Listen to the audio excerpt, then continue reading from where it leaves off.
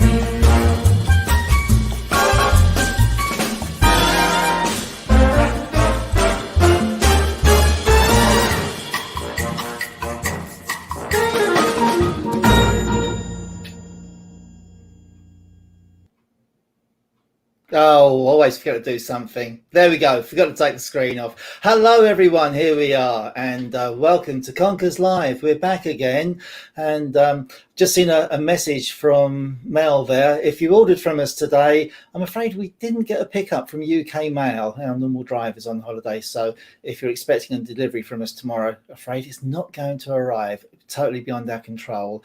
And words will be had tomorrow, believe me. So anyway, hi, welcome. It's Conkers Live. We're back again on your screens. Thanks for having us in your houses or wherever you may happen to be tonight. So always happy to be there. And if you're watching us in the future, if you're watching us on catch up, where were you? Come on. But great to have you there as well. Thanks for joining in, and I hope you're going to enjoy the demo tonight.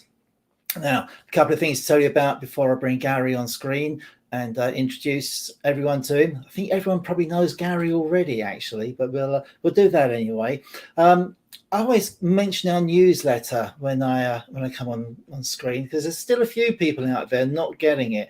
And if you don't get our newsletter every Friday, then you really should. There's a link underneath here that will take you straight to the page that will let you sign up for it. And the reason I'm particularly mentioning it tonight is that the newsletter is 4 years old tomorrow. Tomorrow marks the anniversary of the first newsletter going out. It's been going out pretty much every week ever since. We do occasionally, or we have once had a guest writer on it, so that was great fun. But yeah, newsletter. So sign up for that. There will be some news and information this week that you might want to catch up on, especially if you're thinking of ordering from us soon. So do make sure you're signed up for the newsletter. Also underneath here, some information about some special days being organised by the AWGB, their Special Educational Needs Days. I keep getting these emails from Graham Legg calling with the title Send Days. I keep thinking, I wish someone would, because I could do with a few extra days in the week to keep up with everything. But unfortunately, that's not what he means. So we'll be bringing Graham on a little bit later on to talk about those. So do make sure you tune in for those. So the details are below. And if you do need to contact Graham, the email address is there as well. So hopefully somebody will be coming on and having a look at that later on. So in the meantime, without further ado, let's get Gary on screen. And when I can see that he's ready, he's not at the moment. Sends people into a panic when I do that. I can see them off screen, and I say, "Well, let's say hello to so and so," and they suddenly go, "Oh, it's me." Okay, so all right. Gary, hi, how are you doing? Let's bring you on screen. Let's unmute you and bring you Hi, on. Terry. How you doing? Hi, Gary. How are you? Let's get you on. Let's get you on the screen. Very good and very hot. All okay? Say again. Very good and very hot. Yeah, it's turned really warm. You were saying earlier that it's absolutely blistering up there at the moment. Yeah, it is. Yeah, lovely. Can't complain. Not very often we get the good weather up this far north.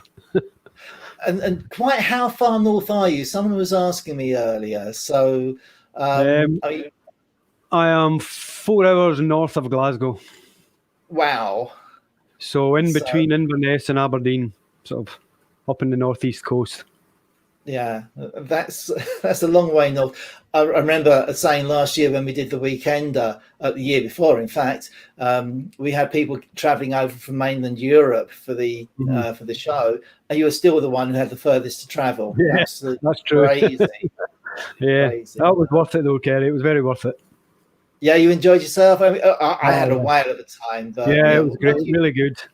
Even Mr. Carroll's singing wasn't too bad. Say again, mate. Even Mr. Carroll's singing wasn't too bad. Yeah, Pat very kindly stood in for us at the last minute, so that was great. But it was an absolute blast, and thank you so much for coming down, because it was a long way to travel. We enjoyed it. Yeah, it was good fun. And yeah, one day we'll get another one. Any really strong memories of the event from a couple of years ago? No, the whole thing really as a whole, it's just a big family get together really, with a good knees up in the evenings as well. Yeah, that was always the intention for it. It was never meant to be obviously it's meant to be instructive, but it was meant to be as much as anything else, just a jamboree, a Woodturners jamboree. And get everyone together, have a good chat and a good laugh. And I hope we succeeded with that. So we certainly did. Fingers crossed for this year. Yeah, brilliant. Well, actually, I've got a few bits to talk about for this year. So I'll pop you off screen for a couple of minutes, and I'll bring you back on in just a few minutes or so. I'm just trying to keep an eye on the time. I should have a clock here, really, but I haven't. So, Gary, thank you very much. Catch up with you in a minute. No problem. See you in a bit. So, yeah, there's Gary getting ready up there right up in the north of Scotland. I did say in one of the bulletins about the Conkers Live, about his demo, that he was north of the border. He's pretty much north of pretty much anyone, quite honestly. So it's so far up into the wilds of Scotland. So it's just and I know he loves it up there, which is great. Now I know there's lots and lots going on in the chat, and I really can't keep up with it at the moment. I'm deliberately not reading it, but I did see a question come up from Frederick asking if there's any news on the Northern Invasion, which is that's what this year's Woodturning Weekend is going to be. Chestnut Products Woodturning Weekender 2, The Northern Invasion. How many titles does one event need? So yeah, that's our plan for September now, when we're hoping to hold the Woodturning Weekender. The second one would have been the third one, would have been somewhere else completely, but just obviously couldn't hold it last year. We're hoping we're going to be able to this year. Things are still in a state of flux at the moment. We still don't know for certain what's going on. Obviously, there's lots of changes going on legally with legal requirements and restrictions, which should make things easier. But we're still a good 6 weeks away from the event. It's planned for the 4th and 5th of September, and anything can change in the meantime. We're going to make a decision very soon. The thing that's holding us up at the moment is the venue. They're just a little bit jittery about what's going on in the world, and so they're holding back from giving us the go-ahead. That's their prerogative. We completely understand. We are don't tell them we are looking at a couple of or an alternative venue. Not sure if it's going to come off or not, just in case. But we are working on that, and we are it is very much at the front of our minds. It's something we want to do, and I know from the emails that I'm getting and the reaction I'm getting from everyone that you want us to do it as well, which is fantastic. Thank you so much for all the support. Now, what we're saying, just a reminder, is that if you are interested in the weekend, again, follow the links below. Click on the link for Woodturning Weekender. What we are saying at the moment is we're not selling tickets for the event. Now, we had lots of people who rolled tickets over from last year, and once again, thank you for that. That was a huge leap of faith. Really appreciate it. If you've rolled your ticket over from last year, and we're able to go ahead, then you will be coming to the ball. There's no problem with that at all. Numbers are limited, however. So what we are asking people to do is to register their interest. Send us an email. There's details on the woodturningweekender.co.uk website. Send us an email, register an interest in getting tickets. And then as soon as we have the go ahead, as soon as we're confident that we're going to be able to do the show, we will offer tickets for sale in the same order that they were, people register for them. We'll issue them in lots of 10 at a time, and then give people 48 hours to buy their tickets, and then move on to the next 10. The earlier offer won't expire, but obviously the longer you leave it, there's just always a possibility you might not be able to get tickets for it. If the event is postponed again for whatever reason and at whatever time, we will be giving full refunds of all tickets that have been purchased. So that's whether they were rolled over from last year or if you bought them this year once they become available. So your money is safe. We've taken the decision we're not going to roll tickets over again. If nothing else, it's just too much of a nightmare keeping track of who has and who hasn't got tickets. So that's the plan for this year. We had hoped to know today if you have the venue. I had an email come through from the venue this afternoon. It's one of those, I want to open this email, but I'm a little bit scared what it's going to say moments. I opened it up and it just made things worse because they said they're going to delay the decision for another 7 to 10 days. So I'm back on tenterhooks again, and so are you guys. So I'm really sorry about that. But as soon as we know, you will know. We'll let you know as soon as we can. A bulletin will go out pretty much straight away, and then we'll start contacting people to let them either have the tickets, buy the tickets, or give refunds. So we will be in touch very soon. I really had hoped to be able to tell you tonight. Anyway, that's all the details about the Woodturning Weekender for this year. I will scroll back, and if there's any questions in the chat, I will try and answer those about that as I go. And in the meantime, it's probably about time we've got Gary on the screen again. So Gary, if you're there and ready, let's unmute you and bring you back on. Hang on, press the right button. Sometimes it works, sometimes it doesn't. There we go. No, I've taken him off. There we are. Oh. Sorry, mate. We've only done 15 of these. You'd think I'd have the hang of the technology by now, but hey, maybe next year. Maybe next year. So, mate, thanks for being patient waiting there for me while I was gabbling on. If you're ready to go, I'm happy to hand the screen over to you. If there are any questions during the demo, do pop them in the chat. Pat Carroll's prowling around in the chat as well. He's going to be putting some links in for anything that Gary's talking about where relevant, and maybe I'll deal with a couple of questions as they come up. In the meantime, any questions that you have, I'll be popping up on screen and asking Gary as well. So hopefully we've got you covered. So sorry. A strange message came up. So do keep those questions coming in during the demo for Gary. And Gary, if you're ready, I'm going to hand over to you and let you take it away for the next hour. Okay, thank you, Terry. Well, hello and good evening, everyone. Thank you very much for attending.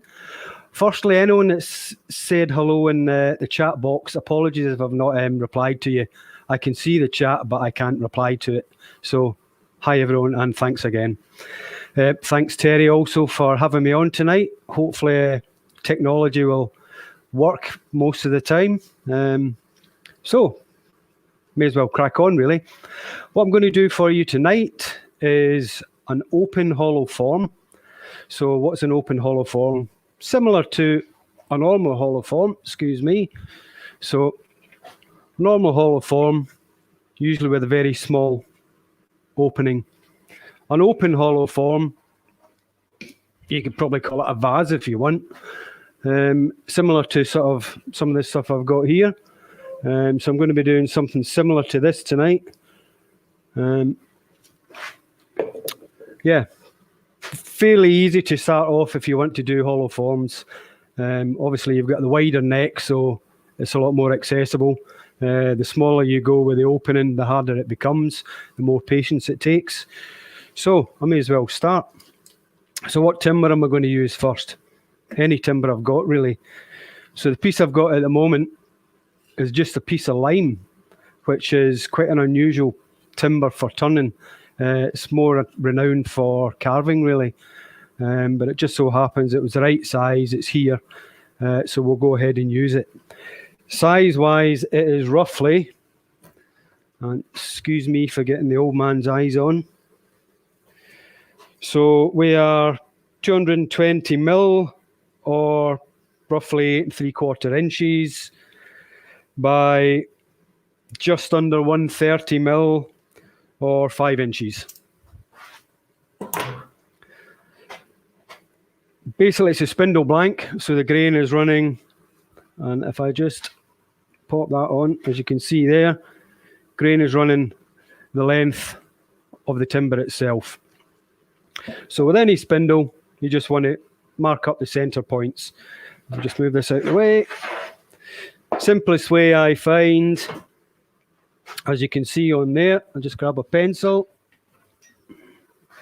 So corner to corner, mark, and where it intersects, just get something like a bradawl or something sharp and pointy in there, and a quick tap.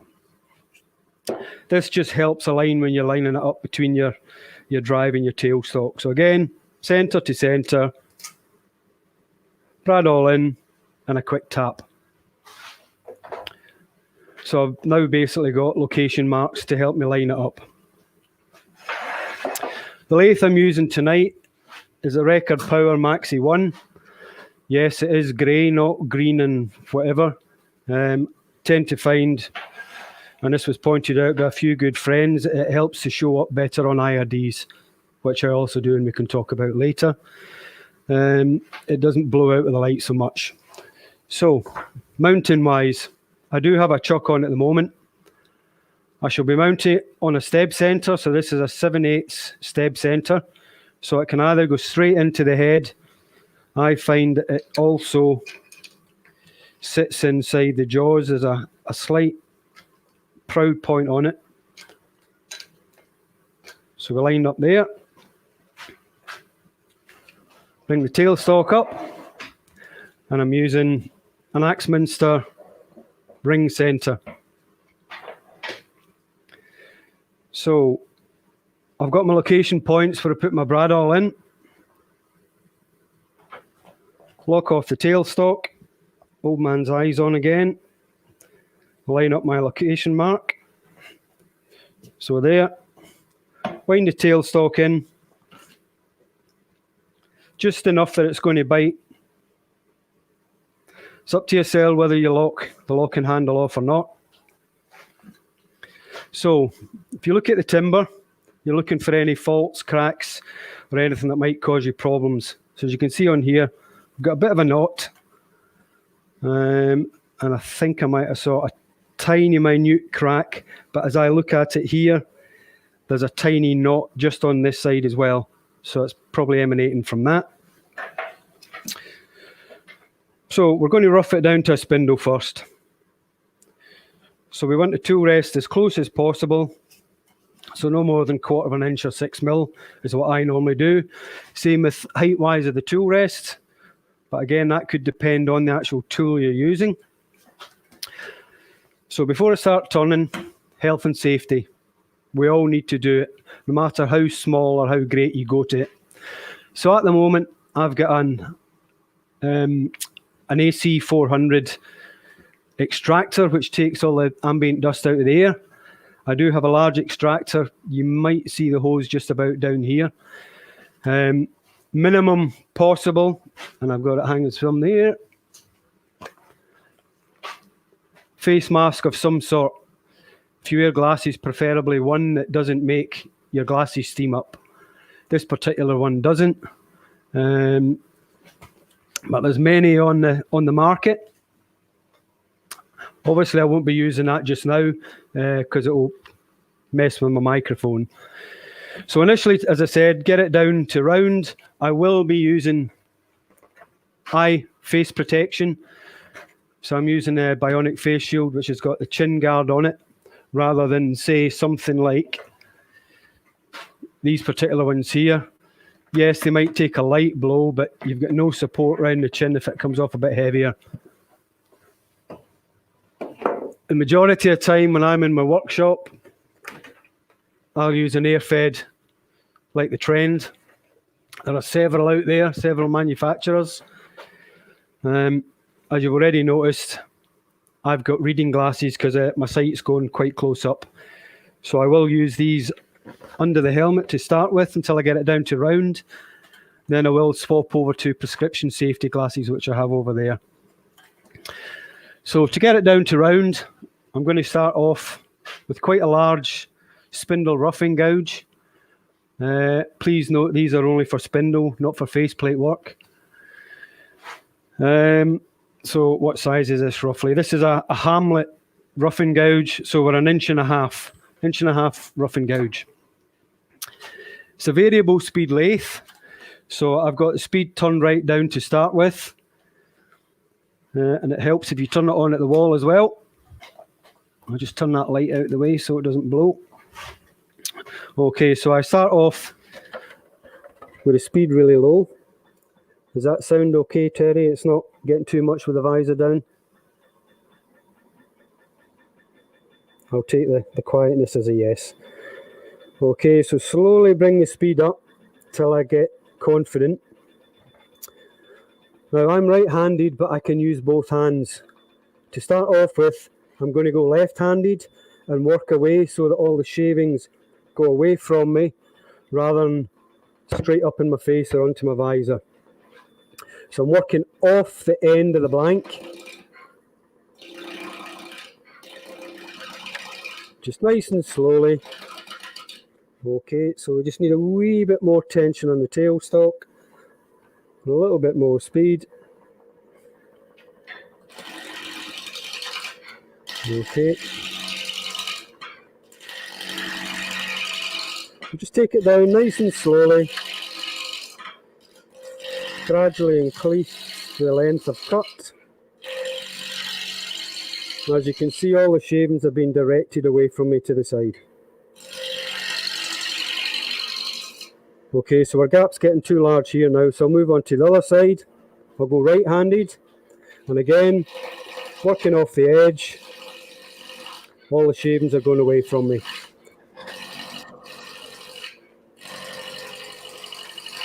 Oh, it's not. That wasn't supposed to happen. Gary. Yes, Terry. Hi, Frederick asks, you say it doesn't matter about whether the quill is locked, but he's saying, could vibration caused by turning an irregular object cause that to loosen? He says it has happened to him. Any thoughts on a regular shaped and weighted object then it possibly could, yes. So in that instance, lock it off. This is a very evenly balanced spindle blank. It's also very light as well. And I just like to nip it up every now and again. As you saw earlier there, on the stab centre, it slipped slightly. It wasn't biting enough, probably due to the timber being so soft. So every now and again, I just like to give it a wee tweak. Okay. An imbalance of the object, lock it off for safety. All right, brilliant. Thank you very much. No problem, thank you. Okay, so I've moved my tool rest back in. So again, working off the end.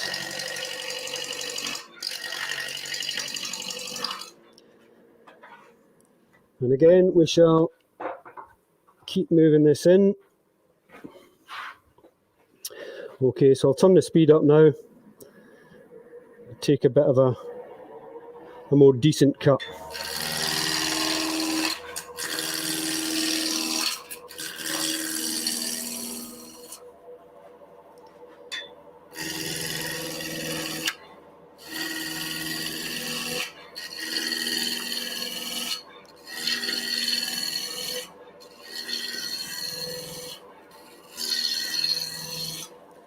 Okay, and again, hopefully we shouldn't be too far off now. Okay, so you might have heard there as I rotated it by hand, there was just a slight touching on the tool rest. That's why it's always a good idea to hand rotate your piece of timber first before you start your lathe up. Especially if it's like the previous question asker said and it's imbalanced, heavy. You don't want to turn your lathe on and it has an almighty crack when it hits the tool rest.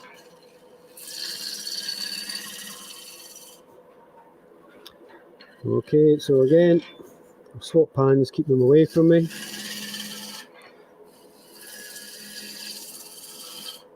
Okay, we'll just stop, make sure we're nearly at round. So we've got two very small flat areas left. So final adjustment of the tool rest, rotate by hand, start her up, increase the speed again.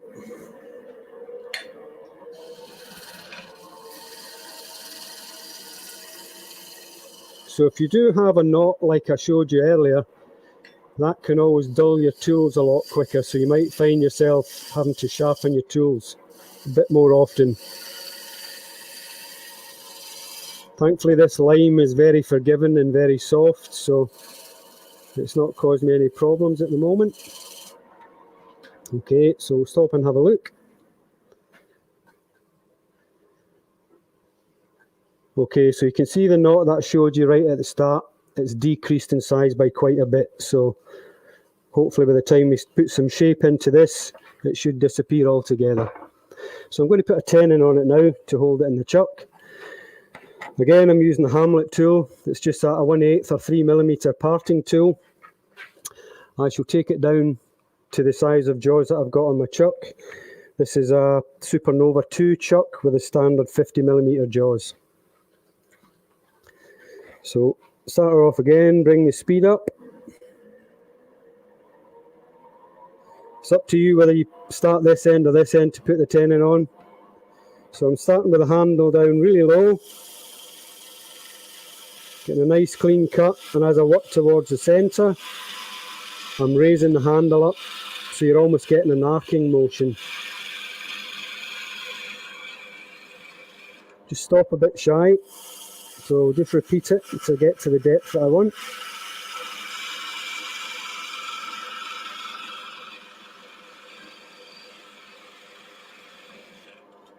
One more pass and that should be about the depth we need. Then I'll concentrate on the diameter of the tenon.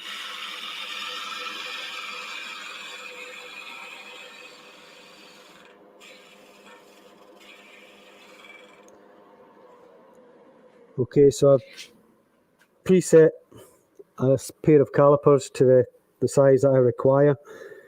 So as you can see there, we're a bit large at the moment. So I'm going to bring it down, and what I'm going to do, this is just a personal thing for me, I don't like leaning over the headstock like this. A lot of people do. I mean, I'm quite short, so my arm is that much closer to there, so I like to keep it well clear. So I'm just going to move my rest over slightly, and I'm going to swap hands again. If you can't swap hands and go left-handed, then just do it right. You can always stop the lathe and check it, start it, stop it, start it, stop it until you get the right size. So speed up again. So as you can see, I'm just resting the calipers on the tenon, and I'm just bringing my parting tool in until these just drop over and no more, like that. So now I know I've got the size there, so all I need to do Just level it up the whole length.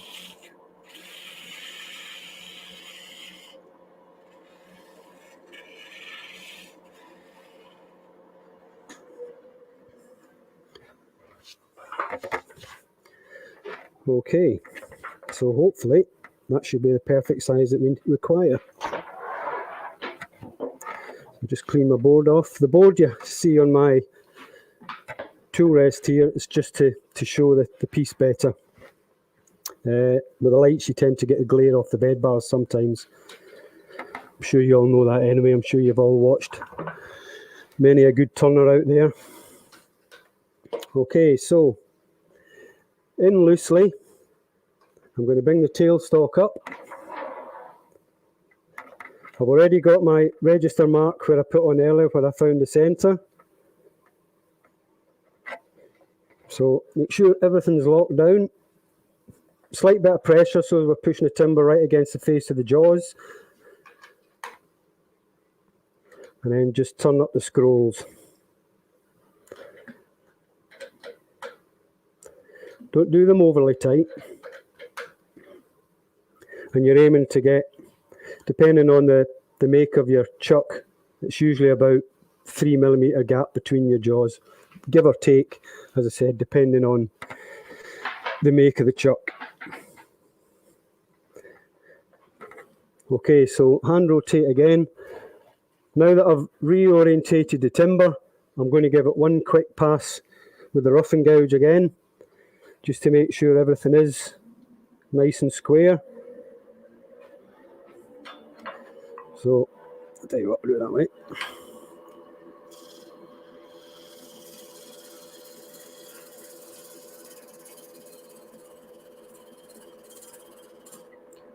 Okay, there's a tiny wobble at the end.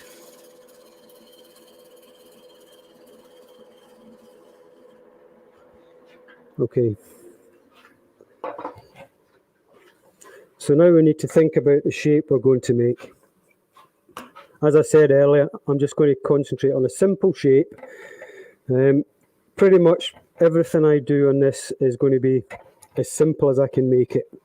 I don't like to overcomplicate things. So I want to leave a bit of waste timber down in the bottom area. So I'm going to say that's roughly about my waist. Gives me a bit to play with. Shape-wise, you can initially shape it with pretty much anything. You can use your roughing gouge again, you can use a bowl gouge, spindle gouge, a skew if you're confident with a skew. I'm going to start off with a roughing gouge. And I'm just going to take it down to the rough size that I want the neck. As you can see with the roughing gouge, it takes off a nice big chunk of timber at a time. So we'll stop there. Just reposition the tool rest. I would put the tail camera on, but I don't think you're going to benefit from anything. Not at the moment, so we'll keep it on there. That way you might be able to see the body movement that I make.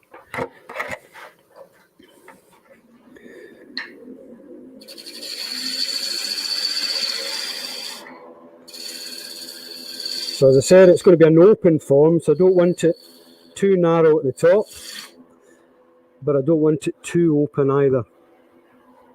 So as I said, that's the spindle roughing gouge.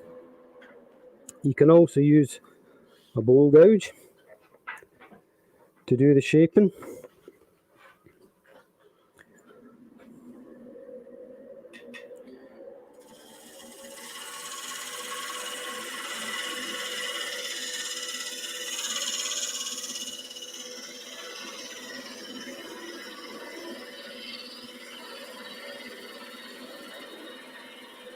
Just nice and gentle, let the tool do the work.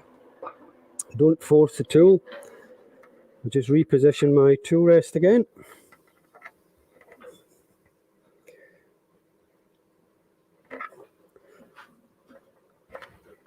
So the overall shape, if I show you one here, is sort of like an OG really. So we've got an external curve going that way and then a returning curve going up the other way.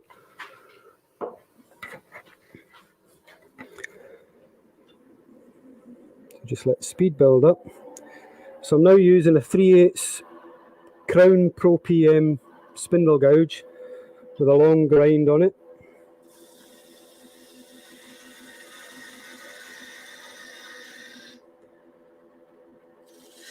So pretty much I'm making a big shallow cove here, albeit higher on one side than the other.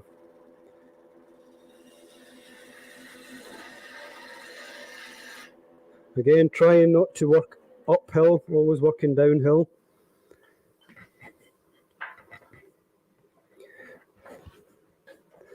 So I'm looking for the widest part, I'm just looking for my pencil as well, the widest part of the form to be roughly about, I like it down here, so that's about 1/3 of overall. So if you say, well, maybe not, maybe a little bit more than 1/3 there.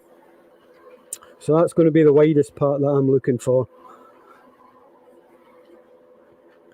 So I can start to bring my shape down from there. Again, just a nice, slow. Remembering that this is a piece of lime which is very, very soft. So nice sharp tools and good tool control, and you shouldn't have any major problems.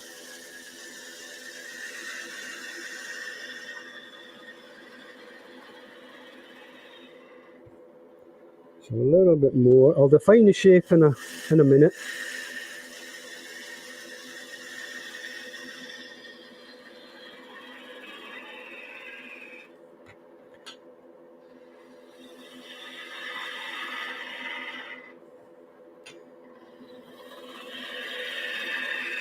Okay, I'm just going to stop there. I can feel a little knock.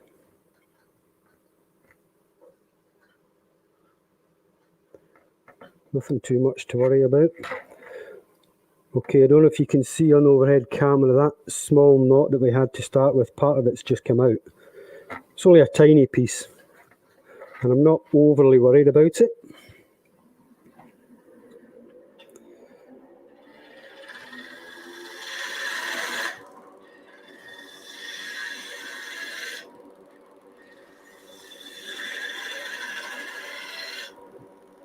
So I'm just starting to look a bit more at the shape. Okay, so I'm just going to take a lighter cut because we're getting a bit of a bounce.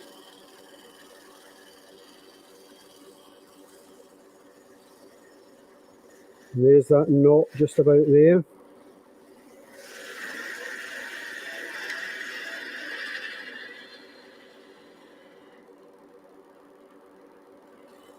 So the edge is a bit straight for me there, so I need to bring that in a little bit. So I'll just remove my tool rest once it's stopped.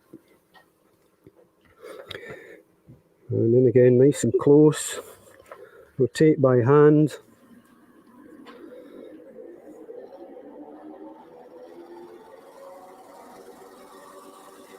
So just a nice fine cut.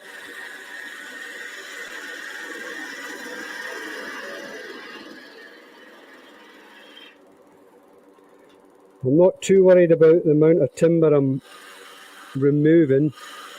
I'm trying to concentrate more on the shape than the size of the timber itself. Okay, so again, I'm just going to move my tool rest in.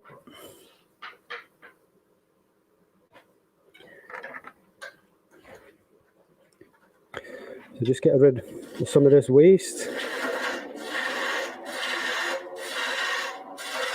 Just clearing a bit of space for myself.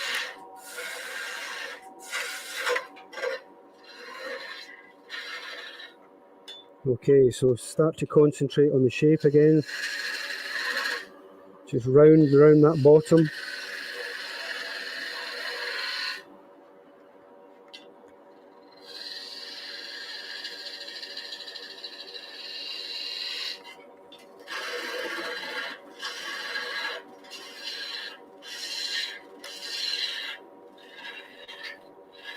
So I'm not going to take it too much thinner at the moment, at the base, because I want to retain a bit of strength for when I'm hollowing out.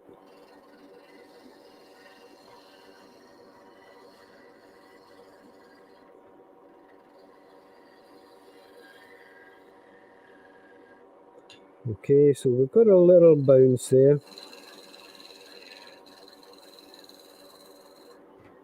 I'll just turn it down a little bit.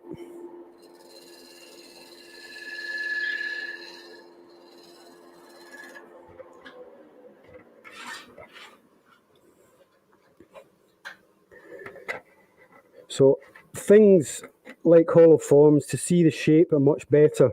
It's best to take the chuck off and stand it the way it's intended to be, rather than sitting going like that and trying to gauge the shape. Okay, we've got a slight bump round there, more of a ripple than a bump. Sorry, you don't do that. You don't move your rest when it's turning.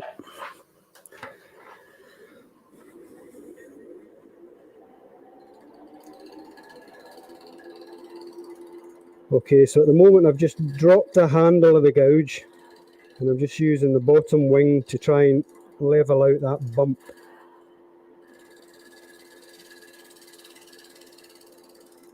And all the time that I'm turning, I'm looking up at the horizon and not down where my tool is. You can gauge the shape of the turning a lot better by doing that.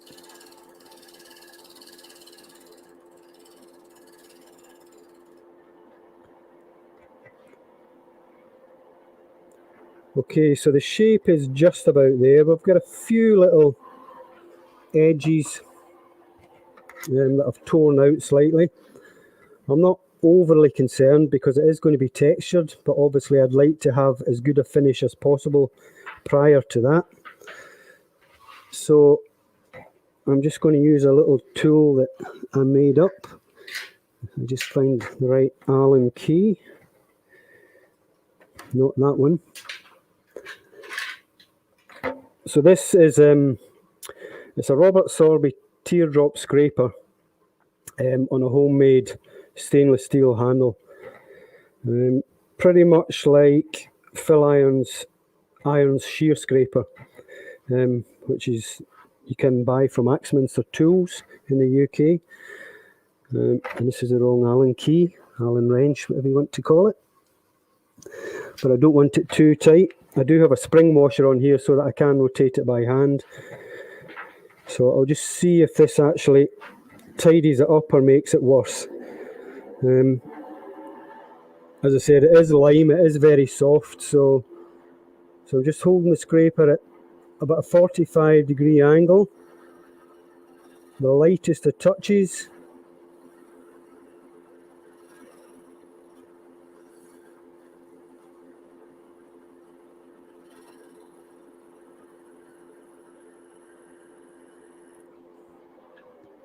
Okay, we'll see if that's... And thankfully that has removed pretty much all of that. Gary. Yes, Terry. Hi there. A couple of questions, both came in at the same time. Okay. So I thought I'd interrupt you for a minute. When you're using... I'm reading these as they're written, so forgive me if it's... It's all right. I get it wrong. When you're using the bottom wing to level bumps, do you have the bevel rubbing, or is it just the tip of the blade touch, kind of like shear scrape? Kind of like shear scraping, yeah. Yeah, so it's just the lower edge, basically. No bevel contact whatsoever, right on the edge. So I drop the handle fully down and then try and close the flute up as much as possible and just slowly bring it along, and it is the lightest of touches. Okay, brilliant. Thank you very much. And someone else has asked that you're not hollowing yet, they realise, but would you recommend a steady rest for beginners on a piece this size, or don't you think it makes any difference? A steady rest as in one of the big round things, I presume. Don't ask me. I'm presuming that's what he's on about. I don't have one, so I wouldn't wear it. I wouldn't use it. This is a fairly small. Wear it, mate. That'd be funny. Well, it might go with the frock. On something this size, possibly you wouldn't need to know. It depends how confident you are with the tool. Okay. But I've never used one of those steady rests. All right. Rob said, yeah, that is what he meant. Yeah, one of those. Yes. Okay. Yeah. All right, fine. Cheers. Okay. So I've got a slight ripple on this side. So I'm using the same tool at the same angle. So we've got a wee bump there. So I'm just going to change the angle of the scraper.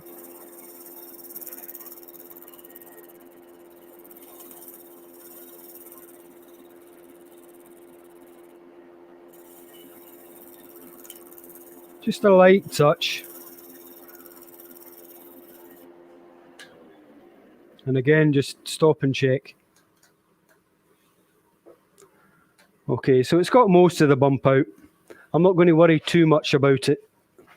As I say, this is a demo piece and it will be getting textured. So I am going to give this a very quick sand at the moment. I'm only going to hit it with 2 grits, so extractor will be on. Now, if I was doing this normally, as I said, I'd be wearing my face mask, but I don't want to muffle the microphone. So extractor on, and I will be very, very quick anyway. So sanding, speed-wise, bring it right down, about 500-600 RPM is good. Very quickly. As you can see, all the dust is going straight down to the extractor, but there will still be ambient dust kicking about.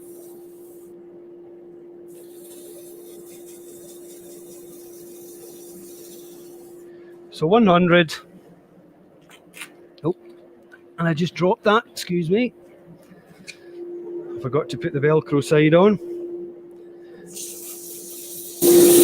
And 180. Okay, that's all the sanding I'm going to be doing on that. So I'll just tip that out of the way.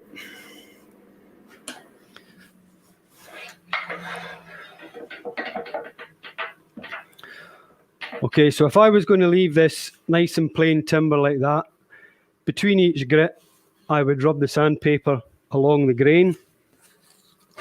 Which will take out any radial sanding marks as you go along. So I like that. And then just work through all the grits to whichever grit required for your finish. As I said, this is going to be textured, so all I'm doing is taking out any last imperfections. So I'm just going to true off the front face now. So it's a Hamlet 3/8 bowl gouge with a long grind. Pretty much all my bevels are roughly about 45 degrees. Bevel angles are a kind of personal thing. You read all these books and magazines saying this angle, that angle. I take that with a pinch of salt and take them as a starter point to work from. You will over time find the angle that you like to use by trial and error, and then stick to that. See, my spindle gouge is the same angle as my bowl gouge, so it's 45 degrees. I do knock the heel off so I can get a tighter curve if I'm doing anything like that. Okay, so I'm just going to put my thumb behind the tool and just work into the middle. Nice and slow. Okay, so I shall stop there. I'm going to remove the tailstock now.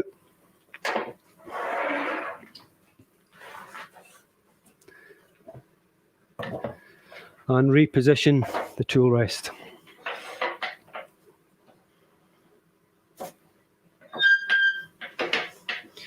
So I'm getting ready to start hollowing out. Now initially be drilling down the centre. Prior to drilling, I just like to make a small indent in the centre that the drill will sit in. So just get rid of this bit.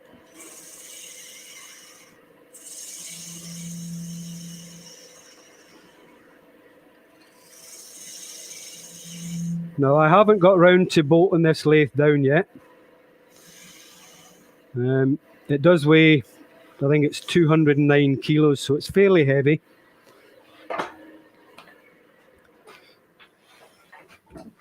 Okay, so drilling in. Just going to move the tool rest out the way.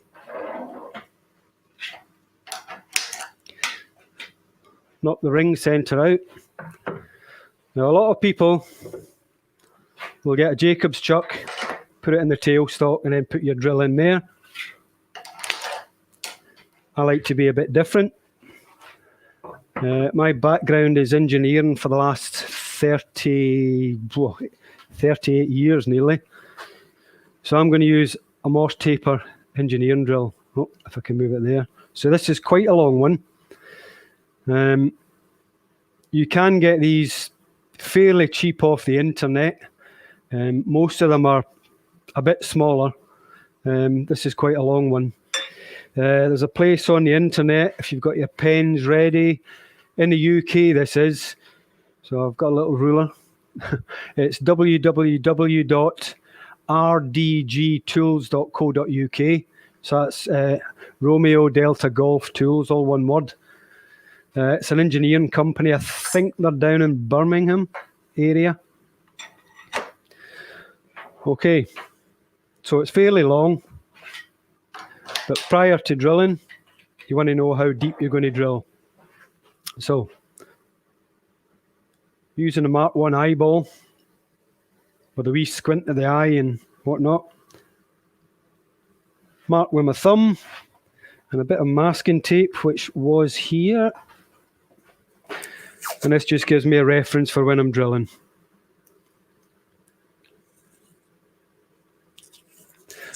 There's nothing wrong with using the Jacob's chuck in a standard drill, if you can get one long enough to go down, if it's deep. Okay, so I'll bring it up until it's almost touching.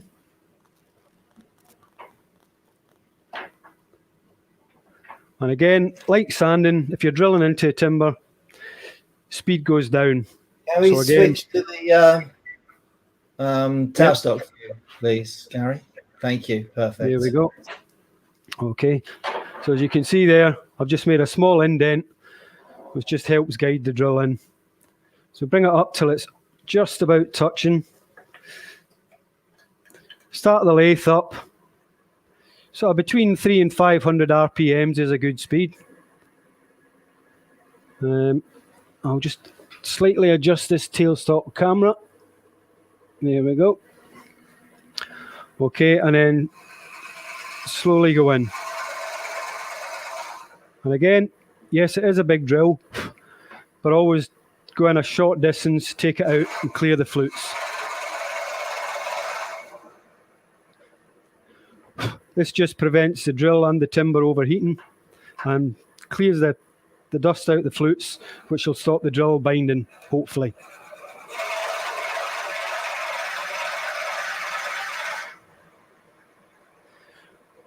So as you can see there, I went a bit further in, and you can see that the shavings are starting to compact in the flutes themselves.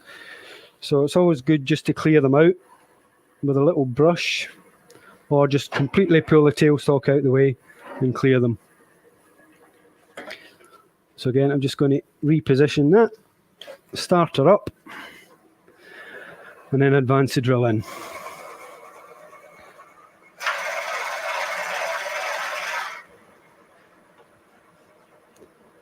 Nice and slowly.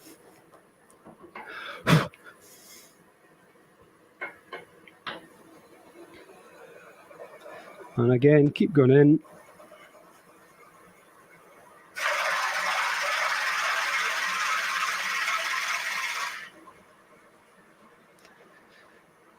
If you take the drill too far in and they get so compacted, That's normally when you get that horrible squealing noise from the drill.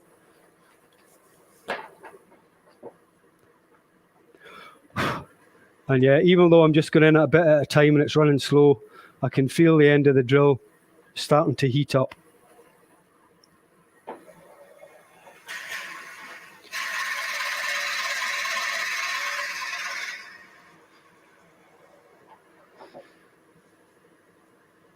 So take your time.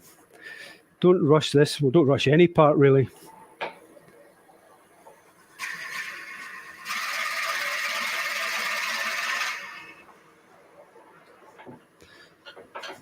Again, just keep clearing the flutes.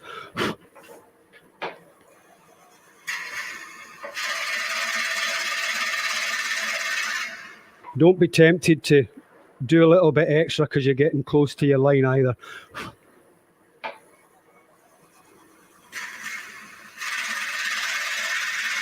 You're not tempted to use a Forstner bit there, Gary? Personally, no.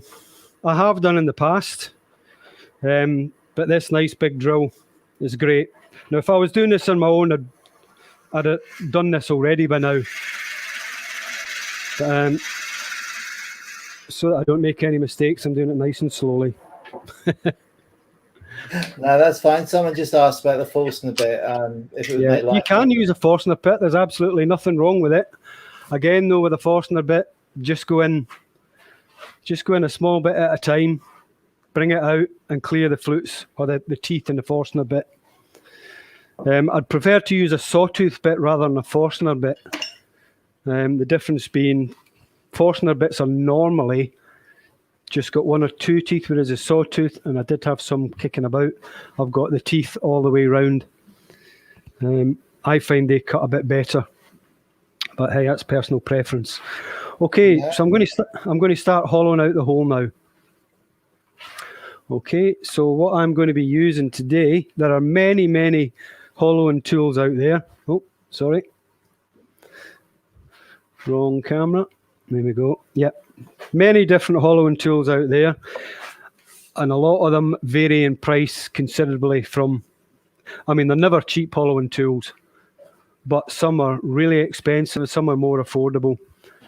So some of the more affordable ones, you got this little fella here. This is a Simon Hope one. It's a 6mm carbide ring cutter, or a dished ring, whatever you want to call it. For something so small, they can fairly take out the timber, or they can be very gentle. If you can't get them, if you're not in the UK, across the pond, AZ Carbides, Mr. Ron Campbell, I think he has one called the Little Hogger. It's pretty similar. There's a few other companies that do them. And excuse me for a minute, I'm just taking my tailstock off just to give me a bit more room. Okay, so I mean, I could show a few of them quickly.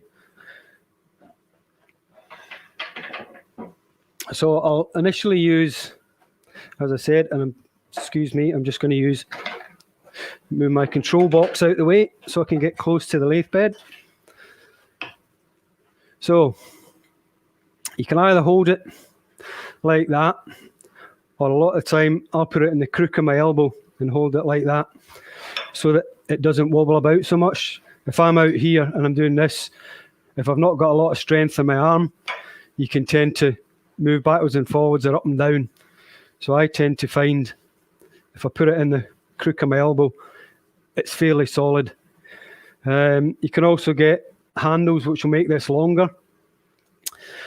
Now, the thing about hollowing, they reckon for every inch over the tool rest, you need 4 inches behind.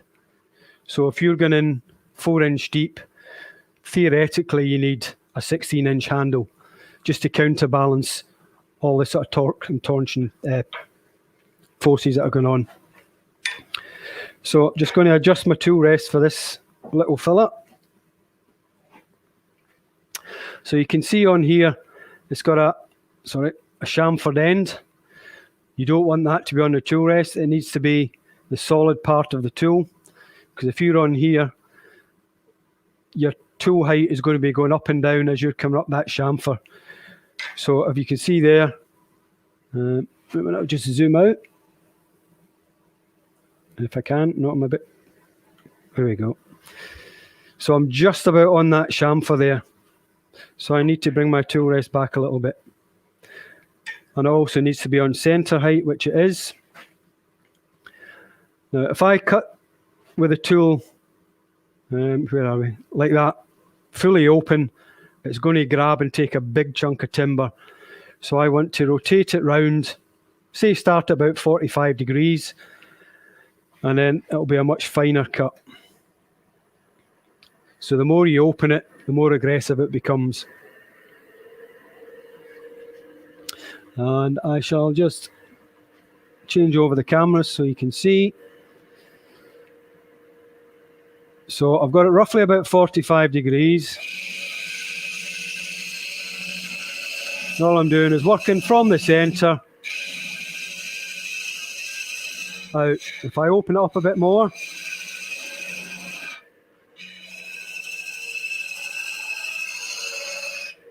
these tend to be more chips than shavings if you use this tool. Again, it's like any tool though, you don't want to force it. You want to let the tool do the work. What else have we got? We have, this is a small Crown Cryo Mini Revolution. So it's a cupped cutter with a small shroud on the front or the top, which you can adjust to give the gap larger or smaller. The larger the gap, the more aggressive it is. The smaller the gap, the finer the cut. So again, roughly center height. So this is a slightly smaller bar. So I'm just adjusting the tool rest. And again, this is articulated on here, so you don't want the articulated part on the tool rest. You want it overhanging. So again, just nice and gentle. This is closed up really, really tight, but it does give you a nice finish. These come in 3 different sizes. I'll just put that back up in the tool rack. But the one I tend to use the most is the Woodcut Proform. I've had these got a long, long time. You can buy these at Axminster Tools. I think they might even be the only supplier in the UK at the moment. I'm not sure. Unfortunately, abroad, I'm not too sure unless you actually go to Woodcut themselves, which I think they're from, is it New Zealand, possibly Australia? One of our Antipodean friends down south anyway. Okay, so again, center height. This is basically a hook tool with a shroud over the top. And again, if I just show that. So the bronze or the copper coloured part is the shroud, and the cutter, if I turn it right over, you can see it's a hook. Is that a question, Terry, or is it just somebody making a noise? It's obviously me making a noise, sorry, but I was waiting for you to stop there. Someone's asking a question.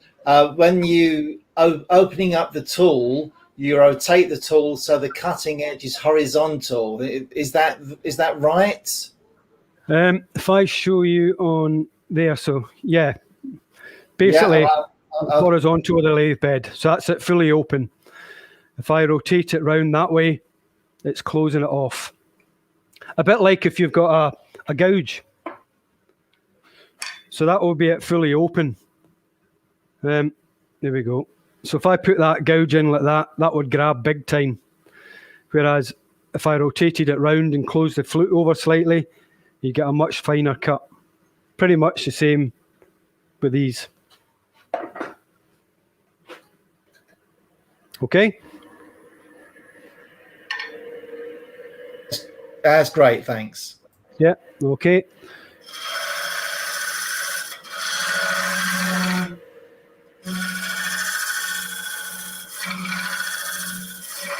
So I'm just taking it gentle to start with. I can hear a bit of vibration.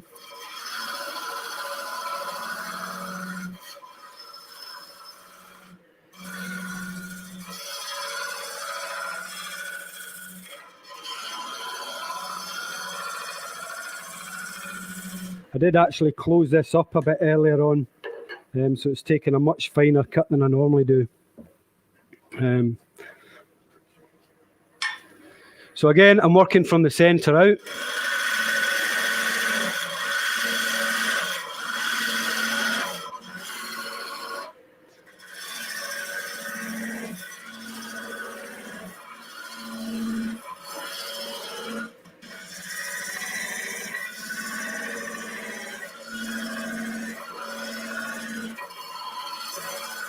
Just taking your time.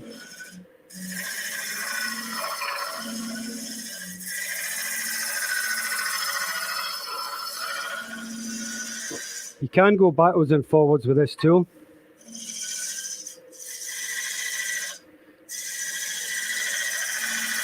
So at the minute I'm looking for a wall thickness of roughly about between 5 and 6 mil, so no more than 1/4 inch. Quite thick by some respects, but it is going to be textured, so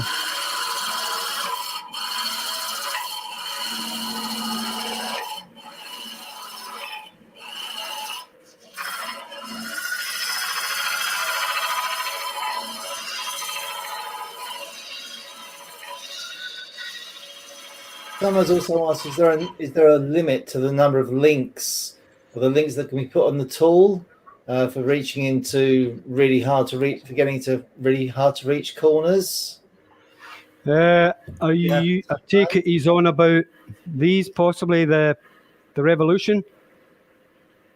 The question was asked a couple of minutes ago, so yeah, quite possibly. Yeah, well, that's the only one that's got a link on it, so I don't think I've actually seen one with extra links added onto it. I mean, somebody might have added extra links onto it, but if you can actually crank them quite a bit. If I get an Allen key, so they can actually come all the way round. But obviously, the more round you bring it like this, the more chance it has of tipping the tool round if you take too heavy a cut. So what they suggest is you try and keep the cutter tip as much in line with the shaft as possible. I mean, you can still get round quite. I mean, this is a small one. You get much bigger ones, and I think the links are bigger. But I certainly wouldn't have it like that. It would grab too much. Okay. Unless you're very, very gentle and very confident with the tool. Okay, perfect. Thank you very much. I mean, there are a lot more people out there probably a bit better off with certain tools than me. I don't tend to use this one very much. But the Pro Edge, it does come with a swan neck one as well, or a slightly less swan neck one, just a slightly bent one. These are not cheap, but they are very, very good. As I say, I've had these for a long time. That's brilliant. Thanks very much, mate. Okay. So again, just eat away.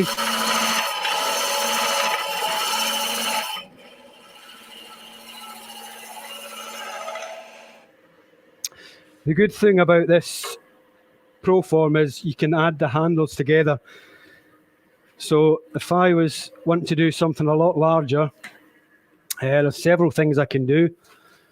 So I'm not quite sure, it might be 5/8 bar that's on the actual tool itself, where you can retract that all the way into the handle, which is, I think it's an inch and a bit. You can join another handle on. As you can see in the end, it's got a smaller spigot, which will fit inside the handle. So, I mean, we're talking 4.5, 5 foot there. Again, if you're not the strongest person in the world, there's also a tool rest you can get, which is a bit like this. You have two little cups, one to fit the actual tool itself and one to fit the larger handle. These give you a bit more control as you're going in. They just swivel round.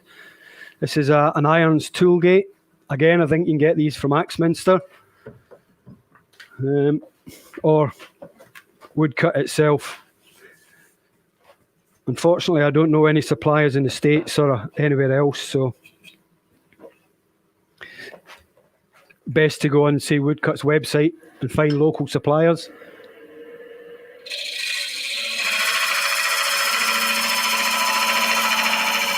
So just working my way in.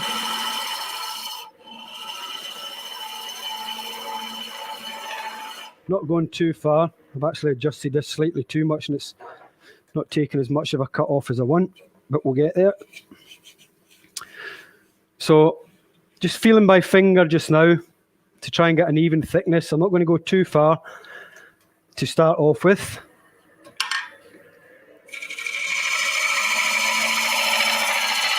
Sorry, change cameras.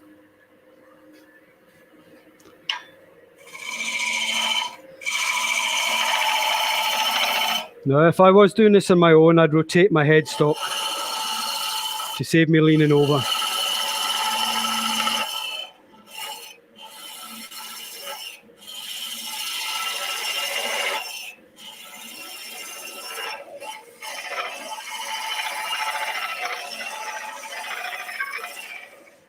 So with any hollowing, it's always imperative to stop and clear out the shavings inside.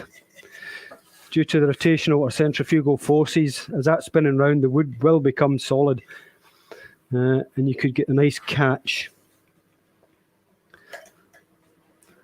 Okay, so I'll go so far and then I'll smooth off the sides.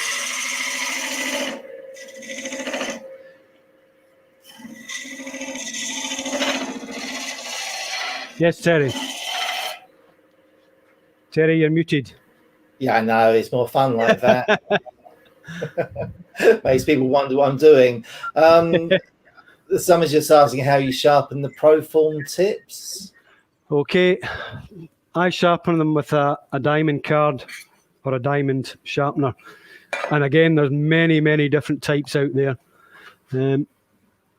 So I've got a couple here.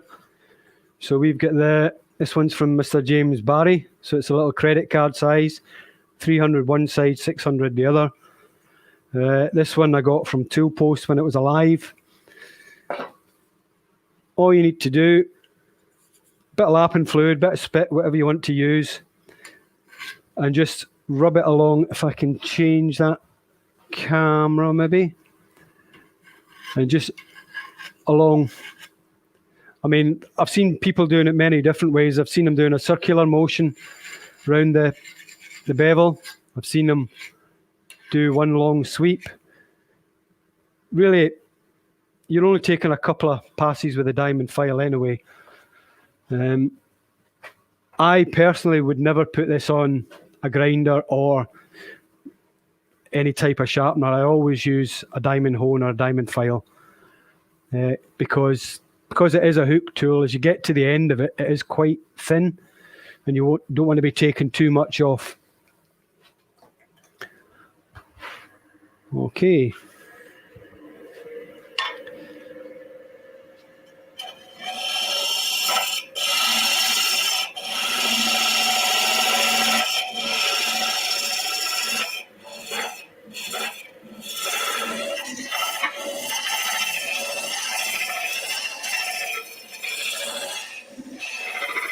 And I might just have to open this cutter up a bit because it's taking not enough off and it will take us all night. So if you bear with me 2 seconds, I'll just go and adjust it. I'll just get the little spanner out, if I can find where I put it. And if I can't find a little spanner that fits it, I'll get a big spanner that fits it. So I just ever so slightly increase the gap. Again, I don't want to take too much off because it will be very aggressive.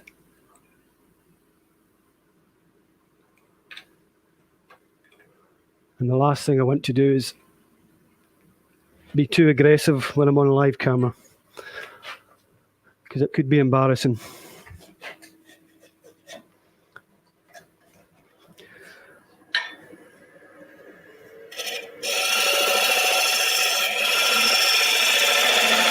Okay, that's better.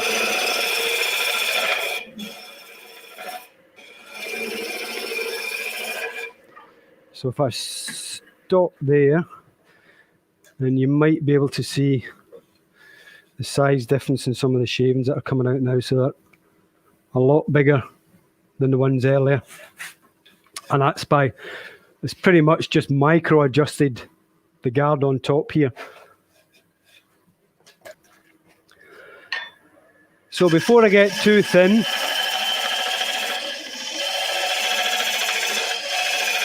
I'm going to check my wall thickness and make sure that everything is fairly smooth as I go down. So initially, I'll do it by touch and feel. So we're fairly consistent just until about here as it starts to go up. So just out of curiosity, so we're 5 millimeters, 5 millimeters, 6 and a bit. So just take a little light cut off the end and then we'll smooth it off before I go too deep.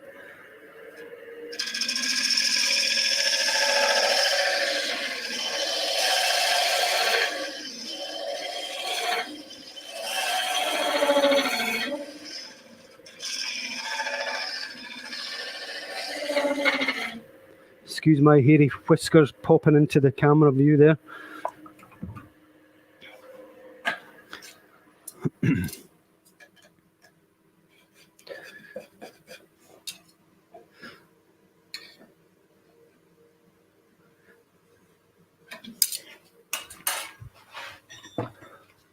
Okay, so I'm just going to smooth off the outside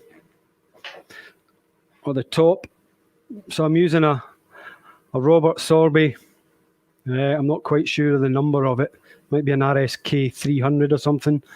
Again, it's just a teardrop cutter with a slight swivel on the end. Again, swivel doesn't go on the tool rest. Canted over ever so slightly.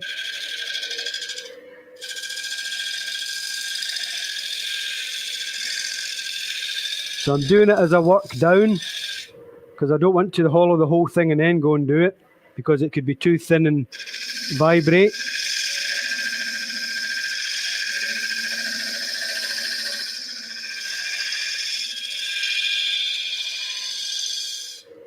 And as you can see there, it's just almost dust that's coming off. Okay, so we need to go a bit deeper now. Now at this point, I might have to put a small light in there. Now hopefully it won't blow out too much. That's blown out too much there.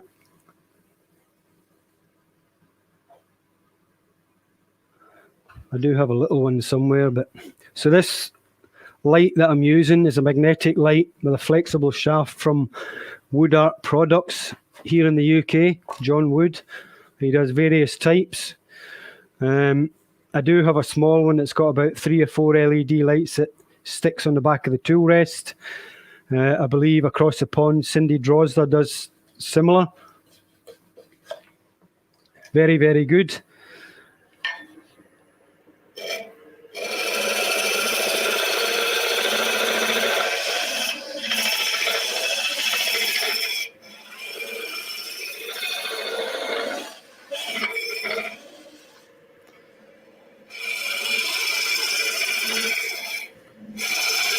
Then working from the centre, drawing it back.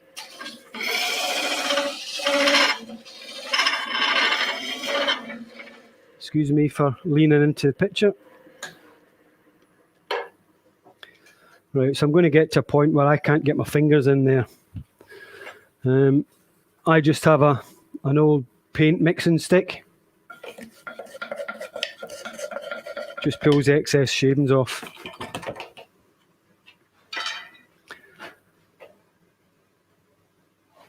Okay, so we'll just go a bit more.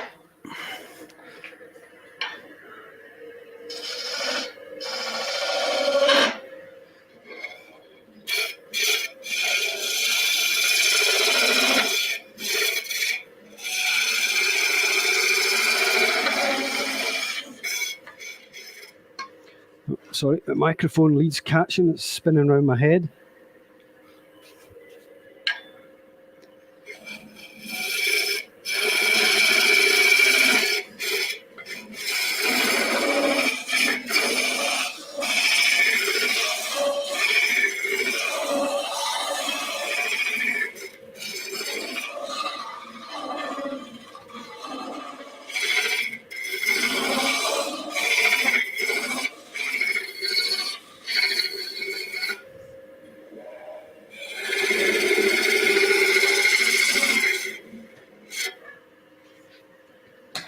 So unfortunately, hollowing can be quite boring at times to watch. So why I did this, I don't know.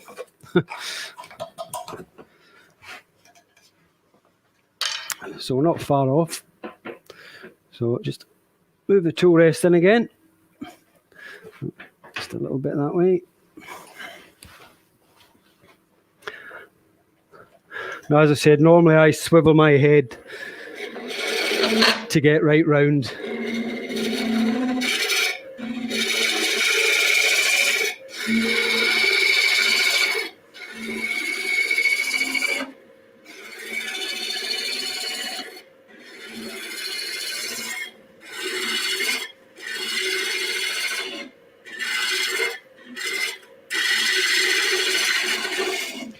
So again, it's catching on some of the shavings that are building up as it's spinning round.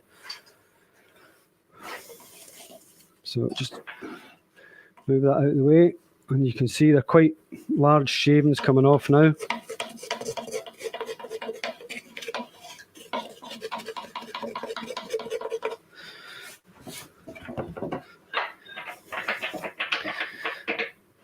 No more questions, Terry, or is everyone falling asleep? On the contrary, actually, and some questions that have come in, but Pat's been covering them for you, mostly about tools and equipment, really. But Yeah. You said about about it being boring watching hollowing, and a couple of people have said it's not boring at all. They've learnt so much, commenting that they'd have been through the outside of gone through the item by now, through the piece by now. Yeah. Yeah, so Well, no one's fallen asleep as yet, mate. Right, good.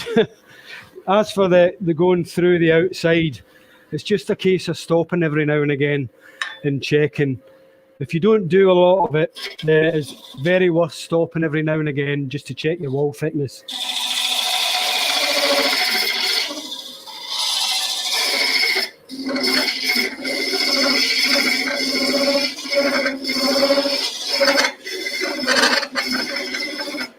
I mean, I will tell you, I actually went through the side. Well, it wasn't quite through the side of one. I had a piece of timber which had quite soft grain going down there.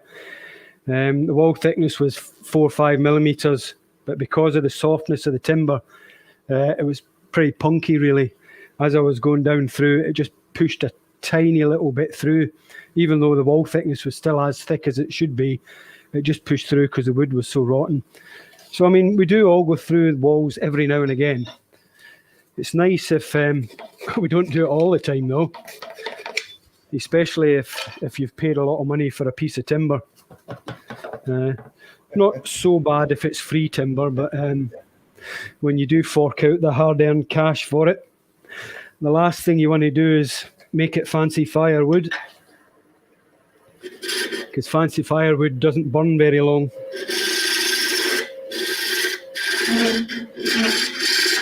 So you can hear we're starting to vibrate a little bit, and you can probably see that this particular tool is starting to bounce just a little bit. probably because I'm leant so far over to try and get round the curve. As I said, if I had turned the head round, I could stand straight at it and go in like that. To try and counteract that, what I will do is I'll grab the other tool just to show. So it's held in by a couple of grub screws. Slot the two handles together. Nip up the grub screw, and then I'll just retract the actual tool tip or the toolbar in. So we've only got a couple inches out the end. So now I'm turning with a 1-inch stop bar. Yeah. What sort of wall thickness have you got there, Gary? It's 5 mil. 5 mil. Yeah. Okay. And so I'm trying to be fairly gentle with this because it is lime and it is quite soft. Yeah. But just to show you that it can be done on the softer timbers. Yeah. Just Pat's shared his top tip. Always make sure the inside is smaller than the outside. So, definitely, Mr. Carl. That's a good tip, right enough. And Frederick asked, when you're hollowing, where are you actually looking? Are you looking to the inside, at the inside of the vase, or on the outside of it? No, I'm trying to look in the inside as much as I can. But Right. obviously, to look in it properly, I'm going to be down like this. So a lot of it can be feel. So you get your cutter on centre height or whatever it is, depending on the particular tool, and just nibble away. Every now and again, you can have a look in when you stop cutting and going in. But no, I won't see anything on the outside. Yeah. Well, I might see the tool coming through the outside, but yeah, let's hope that doesn't happen today. Hopefully that won't happen. Okay. So just a little bit more. So because I've gone from a 5/8 to a 1-inch bar, I'm just having to drop the tool rest to get centre height again. So we're about there. So now, as you can see, I'm way back out the way. So if need be, I could probably stand at the end of the lathe and do this if my computer stuff wasn't there. So excuse me again for leaning over, but I just need to...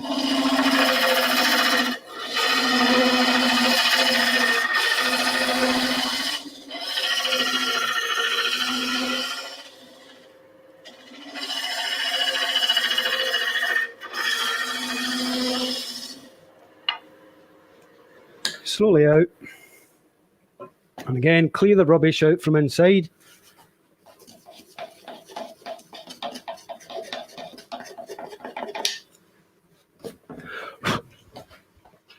So we'll just have a quick gauge for the calipers just to see how we're going. Oh, this microphone wire keeps getting in my way. Okay, we're about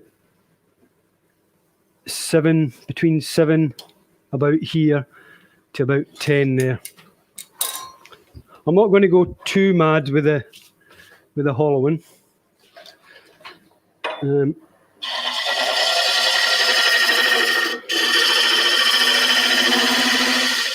Because thankfully I do have a few blue Peter pieces.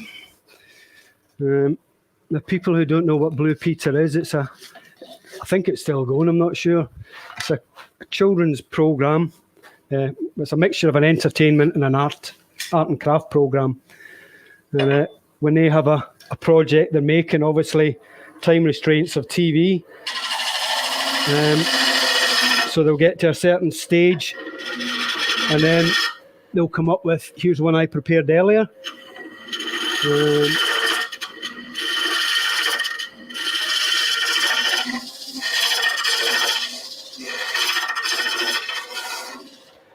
Right, so we get the gist of the hollowing.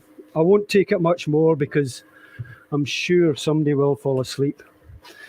So we're probably about maybe 1/4 of an inch from the base depth that I want to go at. We're still ever so slightly thicker just round here, but what I'll do is I'll leave this foot on, and I'll return it later. I'll post it on Conkers, Chestnut, whatever sites we can, just to show that I've finished it. How are we for time, Terry? It's just gone 8:45. So do you want a break now? Yeah, if you want to take a break, that'll be fine. Just a quick question has come in, which is relevant to what we're doing here, I think, is do you have a recommended formula for the bar diameter versus the unsupported length of the tool rest? Hopefully that means more to you than me. I think Pat Carroll's just answered the 4-to-1 ratio is recommended. So there we go. Yeah, I think I mentioned that earlier as well. But it also goes with what size of piece you're making as well. But yeah, the ratio of 4-to-1, certainly for the overhang. Using things like the articulated arms, if you want to, then yeah, you can use them. They're a lot easier on the joints. Again, something even as simple as this, which is, say, the irons tool gate, which just sits in your tool rest. The tool sits there and it just pivots round so you can move in and out on that. That helps, again, with the stress and strains of hollowing, because if you freehand hollow, certainly large pieces, and Pat can confirm that, it can take it out your body quite a bit, because even though you've got a huge bar, you've still quite a lot of force going through your body. But yeah, if you want to take a quick break, and then we can get into the next part. Okay, that's fine. There was another question, but Pat's answered that one as well. So, okay, Gary, we'll give you sort of a few minutes, catch your breath, have a drink, and whatever else you might want to do. So, if that's good with you, and we'll come back to you in sort of 4 or 5 minutes, yeah? Yeah, as little or as much as you want, Terry. I'm not bothered. All right, fantastic, mate. All right, we'll see you very soon. Okay, cheers. Cheers. Coming next on Conkers Live. Hi there, my name's Aaron Breeze. I am a registered professional turner living and working in Lowestoft in Suffolk. I've been asked to do a live demo for Terry at Chestnut Finishers on Monday the 2nd of August. I'm not sure at the moment what I'll be doing, but more than likely it will incorporate colour and texture. That's just what I like making, so I'll make something that I enjoy doing. As you can see over my shoulder there, I do stock all of Terry's finishes in the shop alongside lots of others, tools, timbers, bits and pieces. So hopefully you can make myself the go-to area for East Anglia to get all your supplies. If you're in the area, I'm normally around, I'm normally open, should I say, Wednesdays to Saturdays, 10:30 till 5. So feel free to pop in and see me and pick up some supplies. Failing that, I hope to see lots of you on Monday the 2nd of August. I think it's a 7:30 start. Hope you're doing something colourful, a bit of texture, something a little bit entertaining, hopefully. Okay, hope to see you then. Take care now. Bye.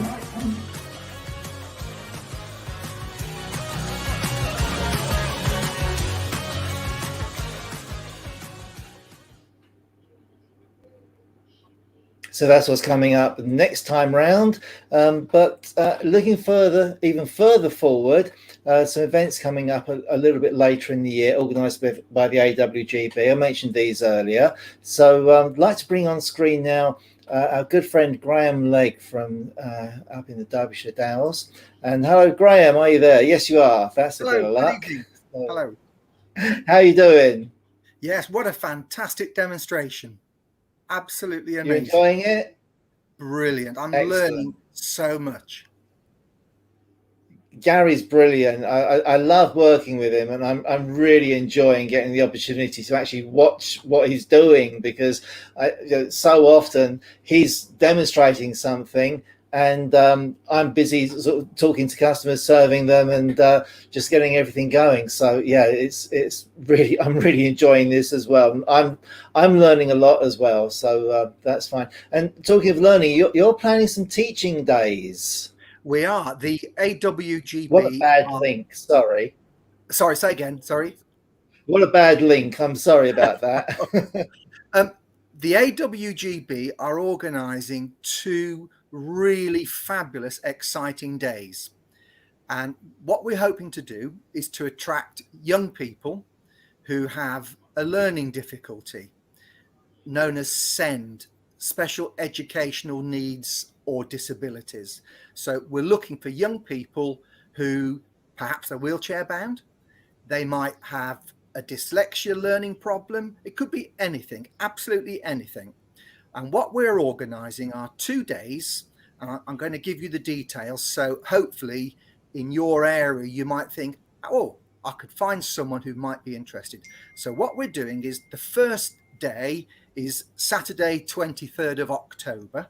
It's the first Saturday of school half term. And the Trent Valley Woodturning Club are hosting the event, and they are based at Kegworth, which is junction 24 of the M1, if you know the area. The second day is Saturday, 30th of October, and it's the Huddersfield Woodturning Club, and they work at Holmfirth, which is junction 37, I believe, of the M1. So those are the 2 venues, and here are the dates coming up that Terry has kindly put on screen. We have received stunning, absolutely fantastic sponsorship for these events. As you can see, Chestnut Products are one of the very kind sponsors, and thank you to Terry for that. It's been brilliant. We're also delighted to tell you Robert Sorby are involved, Turner's Retreat are involved, and a specialist safety glasses company called Voltex are involved. These companies together have been absolutely fabulous with their support and their gifts for the young people. What we're looking for, because of health and safety regulations, is we know we can accommodate 8 students in the morning and 8 students in the afternoon in both venues. So we're looking for 16 young people with a learning difficulty who can join us for the day. We've even got the likes of Chris Fisher, the blind woodturner, joining us as a tutor. How fantastic is that? I'm so excited that Chris is going to join us. What a brilliant opportunity for young people with a disability to meet a professional disabled woodturner. It's going to be brilliant. So in order to get the information from myself, if you can see Terry's put up there, the email address is send@chestnutproducts.co.uk, and those emails will come through to me, and I will obviously send you the application forms. We've got all the safeguarding procedures in place, all the health and safety regulations are in place. Everything is going to be above board. We need moms and dads or carers to stay in the vicinity of the woodturning. We've got some village hall bookings. We've got refreshments put on ready for moms and dads, because each session will be no more than 2 hours in duration. If we find that there are sufficient spaces, someone could join us for both sessions. What we're going to do on both days, on both sessions, is, thanks to Robert Sorby and Turner's Retreat, we're going to be making some fabulous pens that the young people involved will be able to take home. And I also believe there's even a goodie bag from Chestnut Products as well, hopefully, Terry, with a bit of luck. So yeah, we're working on that. If you know of a young person, if you know of an organisation where disabled young people are part of the organisation, please let them know what's happening and contact me via send@chestnutproducts.co.uk. Thanks ever so much, Terry. Absolutely no problem there. Ages on that, Rob, Rob's asking ages 12 plus, is that correct? Because of AWGB insurance, it needs to be age 12. In other words, year 7 of secondary school. Age 12 through to 22. We can take young people up to 22 in the AWGB. Okay, fantastic. And just to clarify what you said there, they don't need to be members of the AWGB. The AWGB can accept 12 to 22, so Yes, that's fine. People wishing free you of good luck charge with as that. well. Sorry, Terry, it's Oh. completely free. Yeah, Just need very to get important. So yeah, and lots of people giving up their time to do this from the clubs. They say Chris Fisher coming along, so Yes. it's going to be a really good opportunity. So if you can think of anyone who might be interested in that, then do please get in touch with Graham via the email address there, send@chestnutproducts.co.uk. We're not particularly connected with the organisation. We're not connected with the organisation of it at all. Graham's doing all the hard work. We've set him up an email address at Chestnut Products simply because it saves putting his personal email address out there, and I think he might have got a bit of spam from that, so we're saving him that one. So that email address will be closed down once the events have taken place. So yeah, do please, if you can think of anyone, if you know of anyone, you got friends or anyone in the right age group, 12 to 22, get in touch with Graham. They'd love to see them there. I'd love to see you there and get something going. So that's brilliant. Graham, I wish you all the best with that. More than happy to be supporting this for you. And we need to nail that down very soon, actually. But yeah, it's. I hope you get lots of interest from it this evening. And if you're watching on catch up still, don't forget you can still come into this and take part. So Graham, I wish you well with it. Thank you very much for coming on screen with it. Save me the job of trying to explain it because you understand it much better than I do. All right, cheers, mate. Take care. We'll be in touch. We'll be speaking soon. Take care, mate. Cheers. Bye bye. Okay, so don't forget that one. That's Graham with the AWGB special educational needs and disabilities training. So yeah, hopefully you'll find someone who can support that and make that a real event to remember.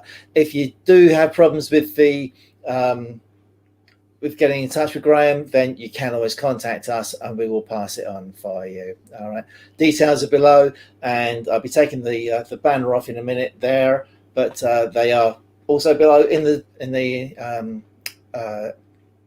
bits about today's demo. I should think about what I'm going to say, shouldn't I? It's really terrible. Okay, so let's take that off, and we'll bring Gary back on in a second. Got a couple of questions for you, Gary, as well. So if you're ready, let's see if I can get you back in. There we are. Hi again. How you doing? Hello. I'm going to switch this over. It's more fun that way. Couple of quick questions that came in. Just someone being curious. What sort of engineering is it that you're involved in?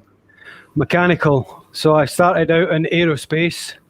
I went to renewables, oil and gas, back to renewables, and then back to oil and gas. Okay. So I was at 20 odd years in aerospace engineering. Wow. Okay. So you've travelled around quite a lot, haven't you? Pretty much, yeah. Spent an awful lot of time in Libya, which was an experience in the Sahara Desert. A bit warmer than here. Even than today? You were saying it's hot. I'd probably say at least double, if not nearly triple as warm. All right. Funny, that does kind of lead me on to another question that someone asked, which I'll ask it now because, they've said, do you find the kilt much cooler? And actually, I can answer that because I have worn a kilt, and they're amazingly comfortable, aren't they? I mean, they're just cooler brilliant. in the summer, warmer in the winter. Yeah. You do get 3 different weights of kilt. You get a lightweight, a medium, and a heavyweight. So obviously heavy for winter, lightweight for summer. Right. Okay. I don't know what type I was wearing. It was borrowed, but it was, I was amazed how much more comfortable it was. So someone's also asked for some more details. You were mentioning about a mask that you use that doesn't fog up your glasses. There's quite a few actually. This particular one I've got, it's made by 3M. I've quite recently got this one. Just pop on filters. But the ones, what are they normally called now? The name's gone out of my head at the moment. Most of the guys know. Pat, put it in. Pat to rescue. Yeah. What's the name of the little half mask? Does it begin with a P? I can't remember. Okay. Yeah, this one is very, very comfy, I find anyway. And like I say, when I'm up close, I need reading glasses. So when I'm wearing this, it doesn't steam up. So, yeah, but there are quite a few out there. So someone's just put in the chat, it's an Ellipse P45. Yeah, the Ellipse one is really good. Thank you, Eros. Well done with that. Yeah, but say if you can afford it, get an air-fed mask. They are quite expensive, but they keep you cool in the heat. They also stop any dust. Your glasses won't steam up. And again, there's various different ones out there. So perfect. JSP, Trends, you name it. And again, the prices do vary up and down. So shop around. Yeah, I know there are lots of different types out there, definitely. Interesting question from John Foster there. Obviously, you're demonstrating your work and your ideas and what you do. How do you feel about people copying them and reproducing them for themselves? What's your take on that? I don't really mind at all. A mention would be nice. Inspired by me, possibly. Or if anyone's turning and you copy anyone's work, it's always nice to say this was inspired by so-and-so. But yeah, hey, form of flattery, I suppose. Somebody trying to replicate your work. The only thing I don't like is somebody trying to pass it off as their own work. But as we all know, pretty much everything in turning has been done at some point with slight variations here, there and everywhere. So whether you accumulate this with that and that with that, just put your own spin on it. But I mean, if you want to copy or try and copy what somebody's doing, that's fine as long as you give them a bit of recognition. Yeah. I'm not just talking about myself, I'm talking about everyone. Yeah. Oh yeah, definitely. It's nice to take someone's idea and expand upon it, and as you say, add your own touches to it and make it your own piece, but based on and inspired by something that someone else has done. So it's sorry, Pat's just put something weird up. You'll see that in a moment. So yeah, that's good. I can't find someone's complimented your camera setup as being very clear and stuff. You have, in fact, I mean, this is a fairly new build workshop, isn't it? Yeah, I built this workshop start of COVID, maybe. Basically, I was in an older shed, which is the same age as my house, which is 170-year-old. I live in an old cob-built cottage, so the walls are that thick. And the main workshop that I was in before was built the same time. Obviously, it's been reskinned a few times, but the main frame is still there. But my daughter moved back from university, as children always do. You get rid of them and they come back. So as it's quite a small croft stroke cottage we live in, to give both her and us a bit more room, I turned the old workshop into living accommodation for her. And I basically moved into what was a garage come store area. So it's roughly the same size, slightly wider but slightly shorter. So, and I spent the first part of all these restrictions that we had redoing it all, because the floor was all just gravel. I scraped the gravel back before I put concrete on, and I found huge big wooden beams under the gravel. So I think at some point some ancient farmer had his machinery stored in there. So it's all concreted up now and insulated and whatnot. So yeah, it's and of course with LED lights as well, it's made a big difference.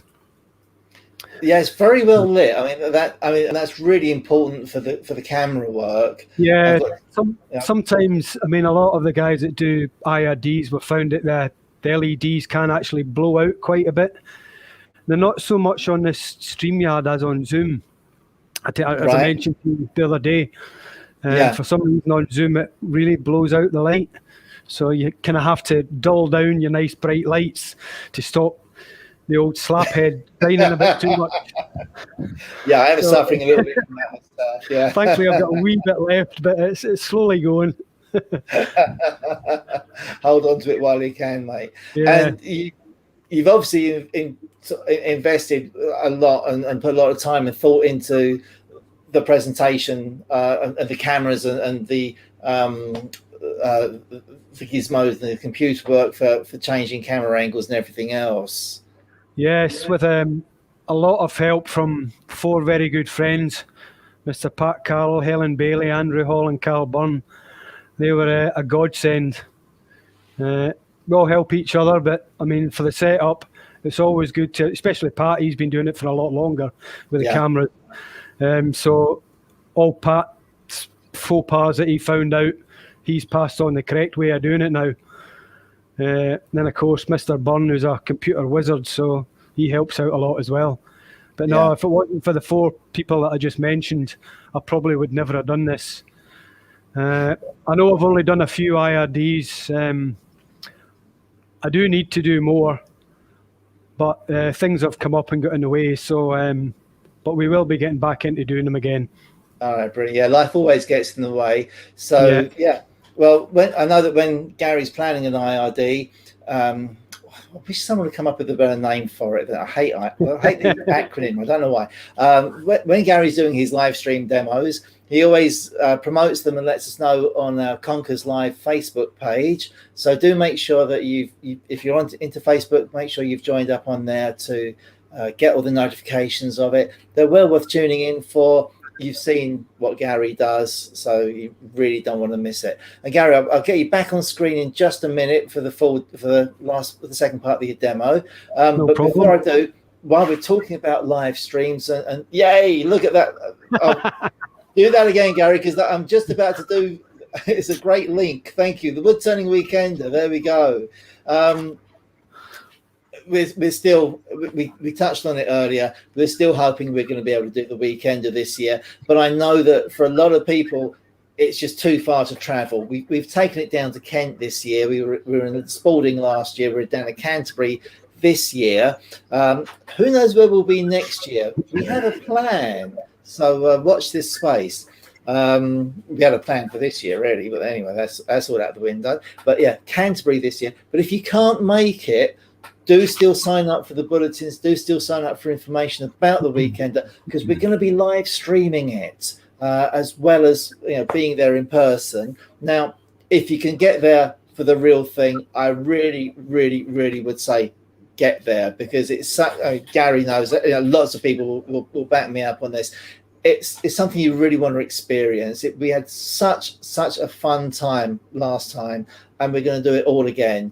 But if you really can't make it, then we're going to live stream it. It won't be free. We are going to make a charge for it, because we're getting in our professional team specifically just to do the live streaming for us. So we're investing quite a lot of money into doing that. So we're going to make a small charge for it, just to get some sort of contribution on it. Anyway, so lots of ideas of where we should be going next. I'm not saying, but no one's got it right yet. But yeah. So do sign up. We will be live streaming it. You'll be able to get all the fun of the weekend on your computer as well. So right, with that little plug, I'm going to stop now. I'm going to hand you back over to Gary, and here we go. Let's just change my screen first so I get it right in a moment. Gary, it's all yours. Okay, thank you. Just a quickie before I start. Well, I can hear your microphone, I think, Terry. As Graham mentioned earlier, one of the prizes are Voltex safety glasses. That's what I've got. They are prescription, so really good. Anyway, carry on. Okay, so the next point in the demo is to start the decoration. Now, I'm going to cut almost like a V out of it, which is good if you've got any defects around the top area here. If I show you this piece here, this piece of timber was given by a very good friend and had 2 big splits down either side. So I've just put a cutout on either side. Obviously, there's no colour on it, but it does have chestnut oil on it. But yeah, so piece of paper, fold it in half and just cut a shape out. All I'm going to do, as I said, if I've got any defects, if you've not, it's not a problem. I'll put my glasses on so I can see as well. Lay it over the defect or wherever you want it to. Just roughly draw around it with a pencil. So it's going to give it like a collar line or a shirt collar line.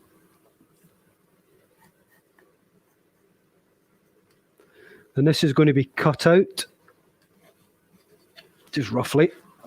As I say, I've got a couple of blue pita pieces. I'll just finish it off by hand, just neaten it up a bit. So to cut it out, you can either use a coping saw, fret saw, whatever. I tend to use the lazy method and have a little electric jigsaw. Again, this is not a big expense. I got this from Lidl. Small jigsaw. Again, with any power tool, make sure it's turned off before you switch it on at the plug. The blade did snap the other day, so I've got another blade, but it's not from this saw, so hopefully it'll work. So, fairly quiet. So I'm just going to follow the lines that I drew on there. So if I put it on there, you can see the lines that I've drawn just with my folded up piece of Woodturning magazine. It is an old one. So turn it on.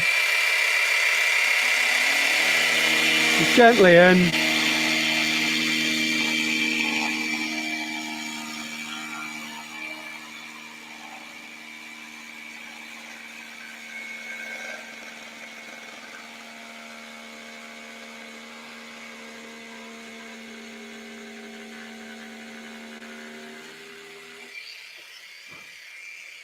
So you can see that it's quite a fine blade. Now normally I go around the other side of the lathe to do this part because I find it comfier, but we'll try it from this side. So just making sure that the flex is safely out the way so that you don't cut through the flex.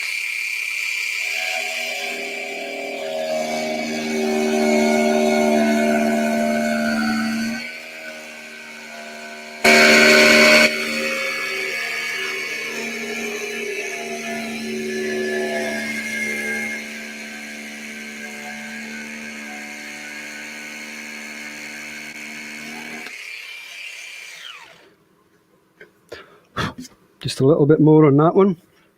Do take your time because the blades on these are tiny. I'll just reinsert that there.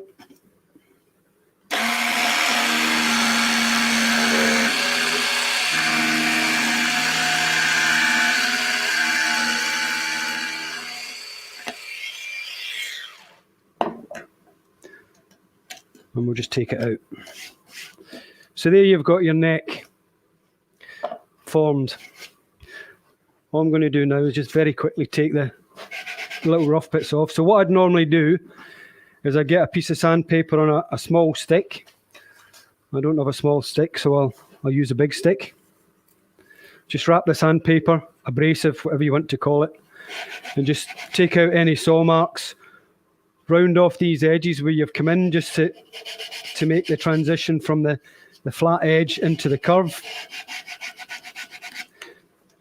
So I will do these stages fairly quick because I'm just keeping an eye on the time. So if you want, you can even use a small rule. So again, there's a address for the Morse taper drill bits if you want. Hold it there for 1, 2, 3. Go on. So that's nice. So this is nice and fine, so you can get right down into that edge there. And same with that side, right down into there. But sometimes if you're using these, they will make slight depressions on the timber. Don't worry about it too much. As I said, you can either sand it out or you're going to texture it anyway. Okay, so very, very roughly that was. So switched off, make sure it's switched off at the wall before I put it down, just in case the switch comes on. So the next part, I get my pencil. And I'm just going to finger gauge a line all the way round. I can only go so far because it won't fit down there, so that last bit will have to be done freehand. So again, finger gauge down. I'll just move around to the side so I can get the right angle.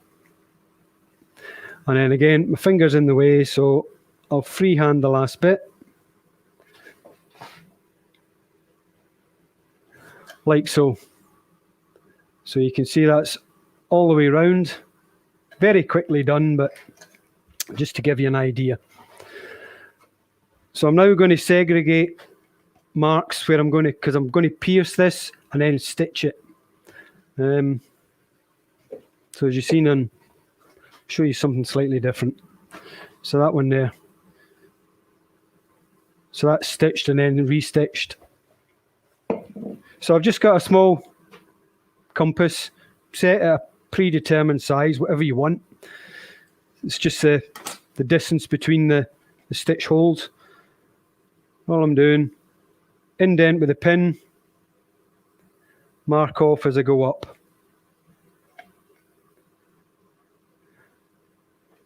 Okay, so I'm not going to go all the way. I'll just do a small bit on this one, then move to one of the other pieces I have. So before I drill it again, I'm just going to get a bradawl or a nice wee pointy thing and just make the compass holes ever so slightly bigger so that when I put the drill bit in, it doesn't skip off.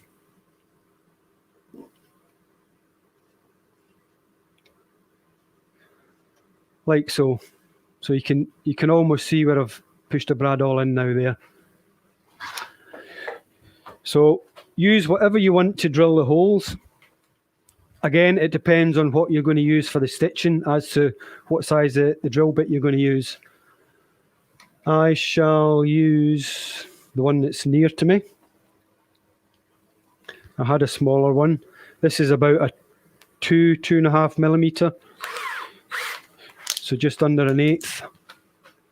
And all I'm going to do, if I can hold it for the camera,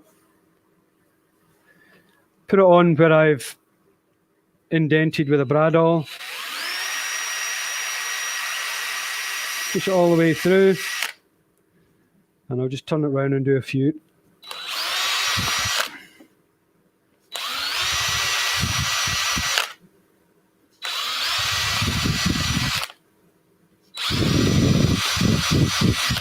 So obviously doing this, if you're going to try it at home, then take your time. Because all this adding decoration on does take time, and if you rush it, it doesn't tend to look all that nice. So I'd drill the holes all the way around, and then at this point I'd be ready to start putting some texture on it. What I'd normally do, and I'll show you on the next piece, is I'd turn this down thinner to the rough size that I want in the bottom, and then that'll be the turning complete. But I'm going to leave it at the moment because, as it says, I'll finish the inside and get the hollowed out properly to an even thickness all the way down. So texture. Again, there are many different tools on the market that you can use to texture. Some very cheap, some very expensive. Go to what your budget can withstand. Now obviously you get a lot of the micro motors that are several $100s or pounds or whatever, or you can go the cheaper market. Something just like a plain ordinary Dremel, or as I'm going to be using today because my Dremel was playing up and I had to go and buy this one quite quickly, is made by Draper. The exact same thing, same as a Dremel, slightly cheaper, but it actually goes a bit faster, this one. This one goes at 35,000 RPM. The faster you can get it to go, normally the cleaner a cut you'll get. So the bit I'm using to texture it with, again, is made by Dremel. If I hold it up to the... So it's just a cylinder. Oh, where are we? That way. A fluted cylinder almost. And all I'm going to be using is just the corner point. If you can get one of these Flexi One hand pieces, it is slightly better because, or certainly I tend to find, there's slightly less vibration on these than if you're holding the actual tool itself. So normally what I would do, and I probably will do it now, is extractor on with my mask. I say I've got my ambient filter on anyway. Remember, folks, you only have one set of lungs, and you want to keep them as long as possible. So as much protection for your lungs and eyes as you can get. So if I turn this on, it can get quite loud if you're using it for a long time. So the good thing about texturing with things like this is do it for a little bit, take a break, come back, especially if you're just holding the actual big draper part, because your fingers will start to tingle. So if I turn it on, it can get quite loud, as I said. So ear plugs, ear defenders, whatever. One little tip as well, which some of you may know about. It came from the good man Neil Turner, I think it was, from down under. I doubt it he's watching, but if he is, sorry, is it Australia or New Zealand? I'm not quite sure. So, small bit of thin craft tape. Just wrap it around the shaft. As it spins round, it acts like a fan and blows the dust away from you rather than towards you. But again, you've still got your extractor going, your mask on, whatever. It does make the noise a little bit louder. All I'm going to do, very, very simple, as I said, just with the corner tip,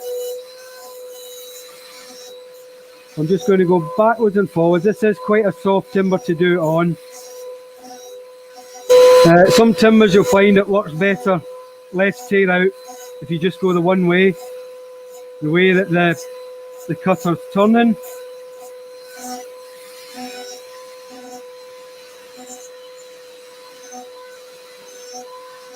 So obviously to do this whole thing, it'll probably take me nearly 20 minutes. I'm not going to spend 20 minutes doing this. I'm not particularly going in a straight line. What I'm looking for is, I don't want any large plain areas of timber left. Right. So that, if I can get the light to show better, I'll hold it up in a minute anyway, is what I'm aiming for. I'll hold my blue Peter piece up so you can see it better, but I'll just switch that off at the mains, put that down gently. Gary? So yes, Terry. I've been told that Neil Turner is from Western Australia, but I don't think they mind when you mix them up. I don't know. Well, you try telling them that. Is that not a bit like a Scotsman and an Englishman? Both from the same landmass, but... Nah, hey, we're all people, doesn't matter where you're from. Okay, so there is a few torn grains on here. Oh, shut that light out. So I'm just going to use a fibre brush. These come in different sizes, grits, shapes. The red one is the rougher one of the lot. It's about 100 to 120 grit. The blue one, as you can see, is quite a bit softer. They reckon that's about 240 grit. I also have another one off Amazon, which is quite a bit wider. Same sort of thing. And this one is stated as 240 on the website. So the red one, this particular one is made by Silver Line, but I'm sure there's other makers on it. The blue one, I think, is Wolfcraft. All on Amazon or eBay or wherever. So I am going to turn my extractor on when I'm doing this, but all I'm going to do is go along the texture that I've created on there. It's a wee bit bright with that light, but I'll hold it up in a minute. So just put my extractor on. If you want to, you can lock your lathe out so that it doesn't rotate.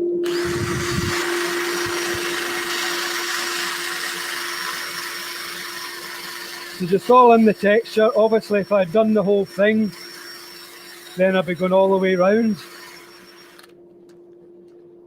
I tend to use these like sandpaper and work through the grits.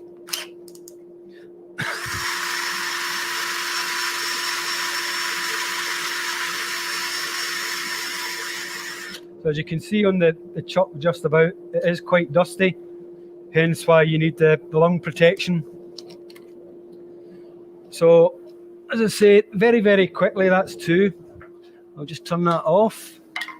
If you want a much rougher, and excuse me for leaning out of the camera angle, if you want a much rougher texture, or if it's a much denser timber and you're not getting quite the effect, use one of these first. Wire brush. It isn't brass, as you can see. It's it says actually steel, but it's just got a brass coating on it. They will really cut into the timber quite well, especially on the harder timbers. Then you can follow up with your red and your blue if you want. So, as I said, blue pizza pieces. I'll try and hold this up to the camera to see if you can actually... No, it's quite a... You can almost see it there if I tilt it. Yeah, that's showing, Gary. You can see it there. Yeah. So if I put this to the side and I just bring another one in. So as you see, I've cut the holes all the way round. This is a piece of elm, or wych elm actually, so that's what Ulmus glabra for all you Latin speakers. It's got quite an open grain, the elm on it, so but you can get the gist. I think that camera shows it better, possibly. Not my bald head though. Depending on what light. But yeah, we'll put this in anyway.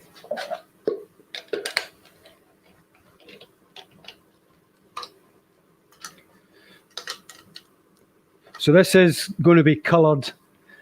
I do leave them natural, but you can probably see there, that was a big crack. So it's just super glued up. And there was a big punky bit of bark stroke not there. So again, that was just hardened up a bit with some super glue, or CA, whatever you want to call it.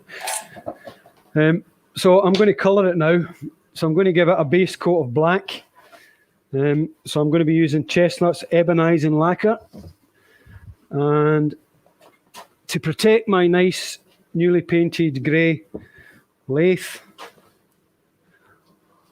I'll get my best towel out and put it over the bed bars.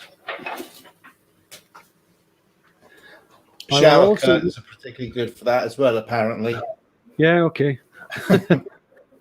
Right, I've also got an old board that I've just cut a slot out of, which sits over there and protects the headstock so it doesn't get covered in paint. So I'll just grab my Chestnut's Ebonizing Lacquer. Give it a good shake up first. And again, with this, when I normally spray these, I do have my extractor on. Just take some of the fumes off. They can be quite noxious. So again, if you've got a mask, try and get the carbon filters on it. It helps a lot better. So I'm going to rotate it nice and slow. I will turn my extractor on, but all I'm looking at is a light coat. Now, if you want to keep the internal, the natural colour, a good way to do it, get a balloon, blow a balloon up inside it. It'll expand up and protect the timber inside. If you don't have any balloons, then obviously shove some paper, tissue down there, whatever, and just maybe even a bit of tape around the inside there to stop the seepage down. I will paint this inside because of the crack and whatnot, but due to time restraints, we'll just give it a quick blast. So I'll turn the extractor on to try and keep the fumes down. So about 10 to 12 inches away.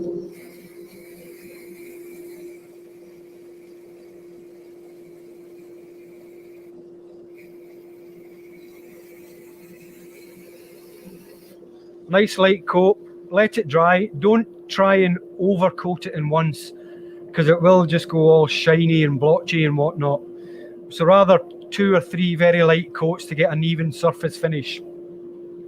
But to be honest, I'm going to be adding different colours on here as well. So if there's parts of the natural timber poking through the black, I'm not going to worry too much about it. The colour can disguise it. So again, just a gentle coat. Nothing stopping you rotating it by hand going that way, if you feel comfier doing that. But again, just remember, it is a light coat you're putting on it. So most of those fumes are away. So again, to save me standing here with a hairdryer, even though it is very warm, I do have another blue pizza piece, because I am trying to keep track on the time, because I know we were kind of limited to time. So I have another piece. So this is a piece of cherry originally, Prunus avium, Latin again.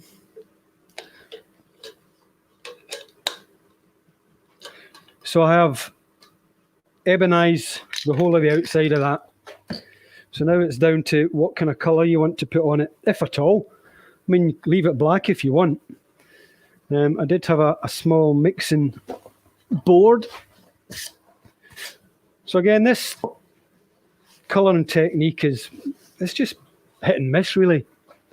I wouldn't say there's any great flair in it, because something I might like, you might detest, and vice versa. So I'm going to use a few colours, chestnut obviously. Now, Terry does know that I do use other products, but this is not about other products, this is Conkers, so everything that's getting used is Terry's products. Any information you want on the products, Terry's the main man. So I'm going to use a couple of iridescents. So I've got a turquoise and a vivid blue. And then I'm going to go for a metallic green as well, with the possibility of a wee splash of yellow, just to add some added highlights. So these 100ml bottles have a ball bearing in them.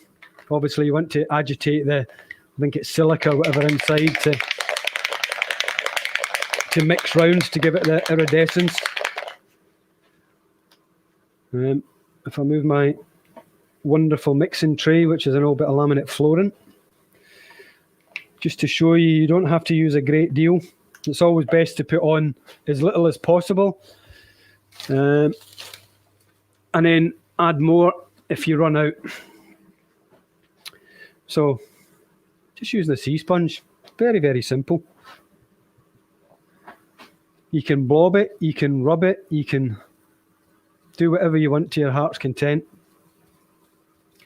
So I'm going all the way up over the stitching holes.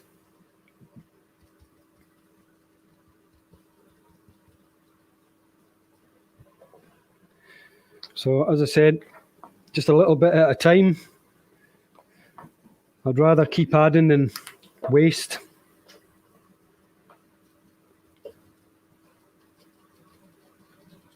So I'll do this very, very quickly. I mean, there's so many different ways. Sorry, I'm not in the camera. So many different sort of ways that you can apply colour. Airbrush, paintbrush, finger, sponge, you name it. I've used pastry brushes before. So I'm not going to go overly mad with it, as I say, due to the time. So I'm going to do it very, very quickly. So a bit of turquoise. So I'm just going to get a clean bit of the sponge. So I'm going over some of the darker blue that I've already put on, and I'm also going on parts that I've not put it on.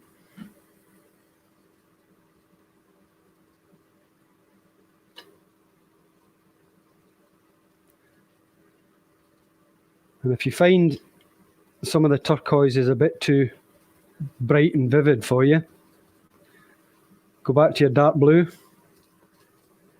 and just go over it. So in theory, you're mixing the paint on the actual timber as well. So you're toning down the turquoise.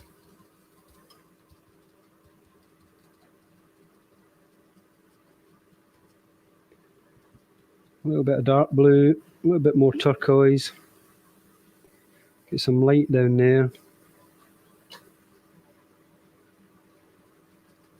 Blend it in again with a darker sponge. Okay, and then quickly onto the metallic. As you can see, you need gloves, unless you're not worried about paint on your fingers. So I quite like this metallic green. It kind of looks bluey green to me. And these do dry slightly different, so the colour does change when they dry off a bit.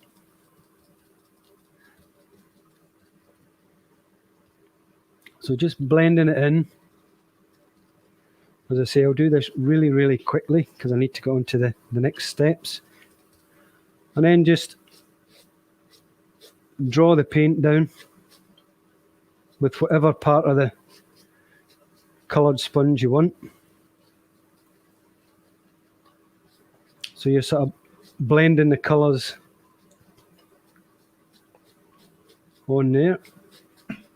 Don't feel you need to rush too much, Gary. We're a bit open-ended on the timing. Yeah. I know you probably have somewhere to go, but don't feel you have to rush. We're very flexible on our timings. Yeah, okay.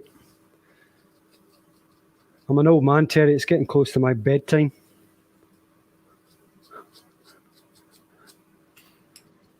What does that say about me then?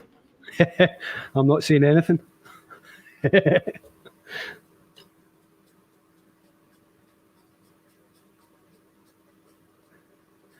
So as you go around, you can see that some of the colours are quite bold, so I'm just merging them in with the sponge. And if you think you get too much on there, just get a clean sponge and wipe some off.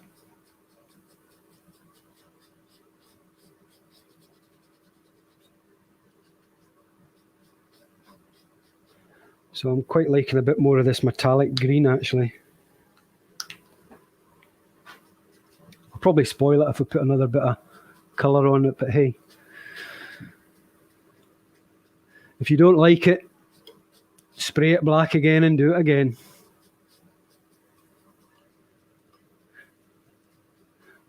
Just means you have to buy more product from Terry. And I'm sure he won't complain about that. Don't you go giving my secrets away, mate. Someone's just asked if you seal the wood before using the ebonising lacquer. I certainly would on a softer, more absorbent timber. You don't have to. But if you do, a very, very light coating. I would normally use some acrylic sanding sealer out of the aerosol. Yeah, good choice. Or my good friends know I've got a special bottle down here that they don't like the look of, so I won't bring that in. Okay, you can, of course, you can. It is suitable. You can use a cellulose sanding sealer as well if you wanted to. Yep. So that'll do the job.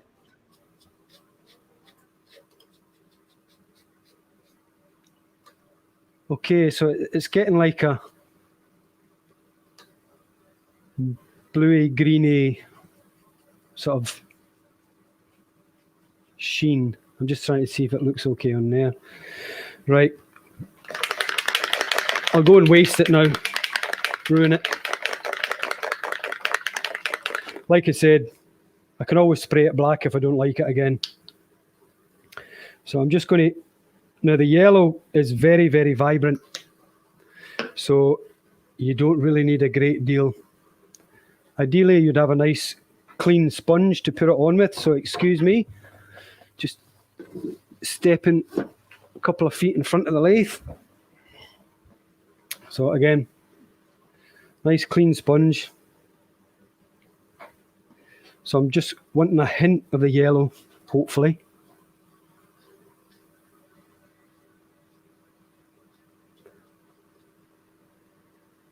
So if you're using spirit stains, if you use the yellow, you can blend all the colours in. I've never actually tried to blend the yellow with these because I like it as bold as it is. So I like the yellow to stand out, but I'm putting a very, very light touch of the yellow on here, and I'm actually quite liking it. So as long as I'm not too heavy-handed,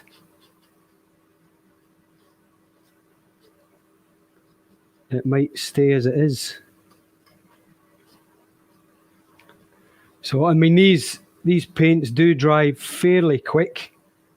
Certainly in this temperature that we've got at the moment. So you do have a good, I don't know, I'd say in this temperature a good 20 minutes to half an hour workable time.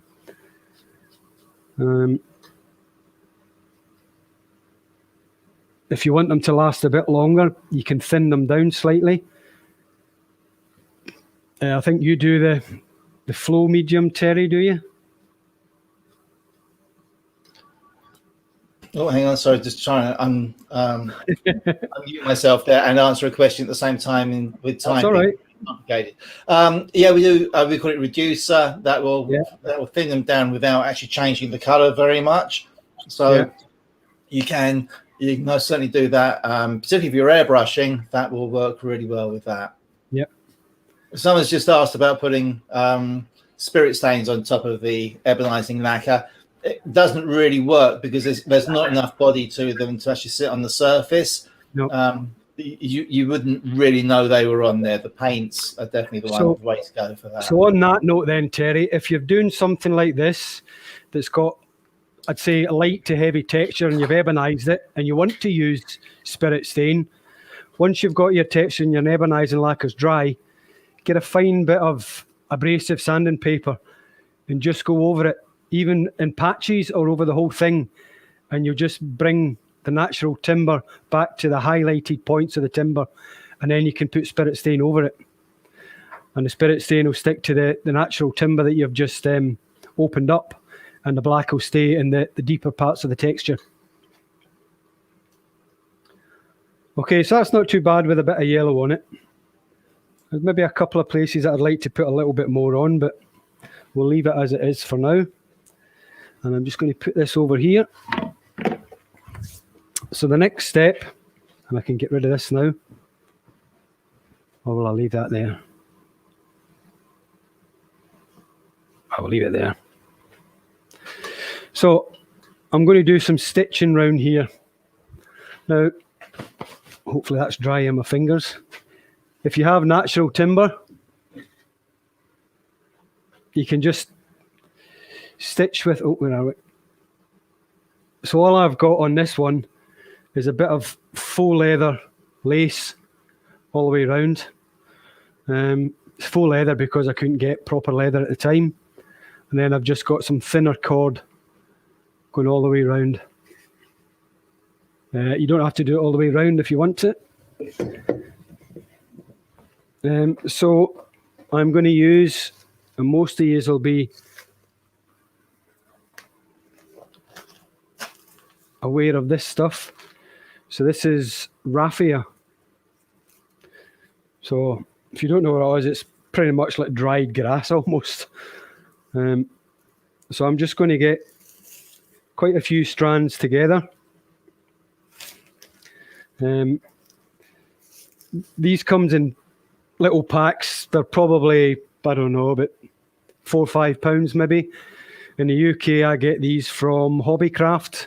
So I suppose Hobby Lobby or something like that across the pond maybe.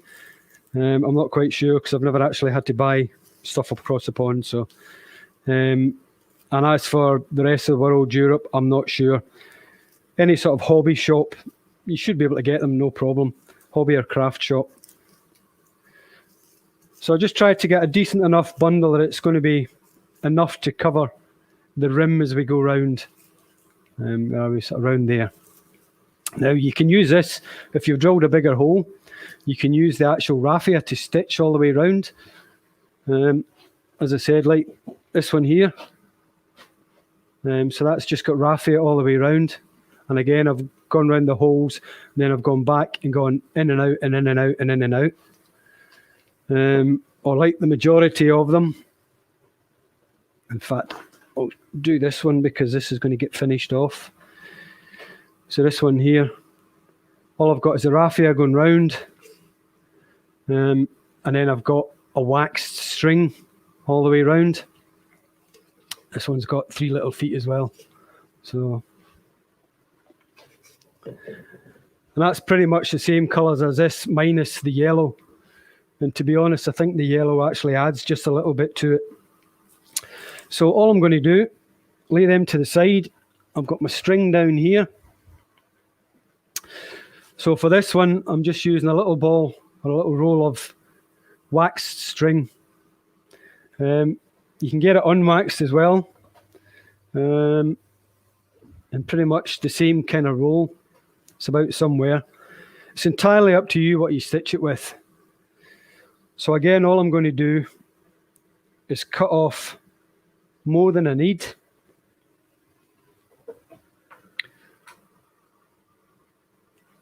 Like so. Put that up out the way. Just like darning socks really now. Maybe not a lot of you'd have darned socks. So you can either take it in from the inside and leave some hanging out, or you can start it from the inside and just tie a little knot. So if I do it from the inside, put my old man's eyes on because I can't see. So this wax thread is quite thin. So I'm just going to do 2 little bits and just trim off the end so I don't have a bit sticking out.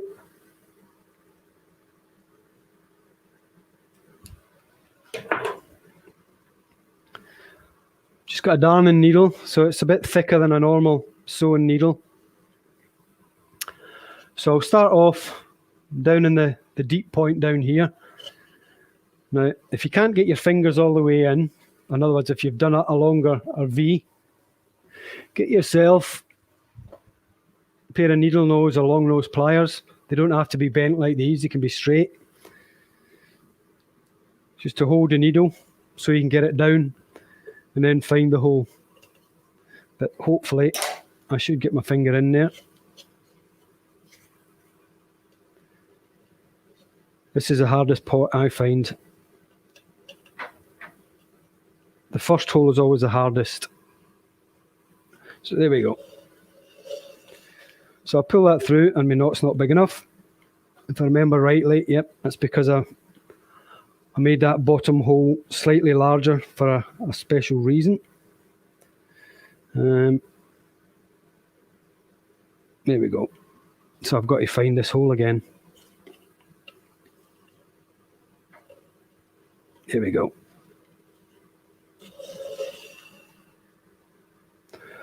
Okay. Now if you want, like I've got here, this is pretty much finished on the bottom. So you could part that off and just do it all in your hand or your lap if you want, if you find it a bit more comfortable. Sometimes I do. Sometimes it's quite awkward up in the lathe trying to get the right angle. Whereas if you've got it in your lap, you can just manipulate it round. So I'm just going to bunch these together. I'm not worried about it overlapping or being loose at the end.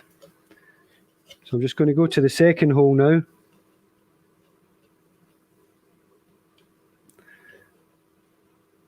And poke it through. And hopefully I've not caught. It's been a while since I've darned my socks.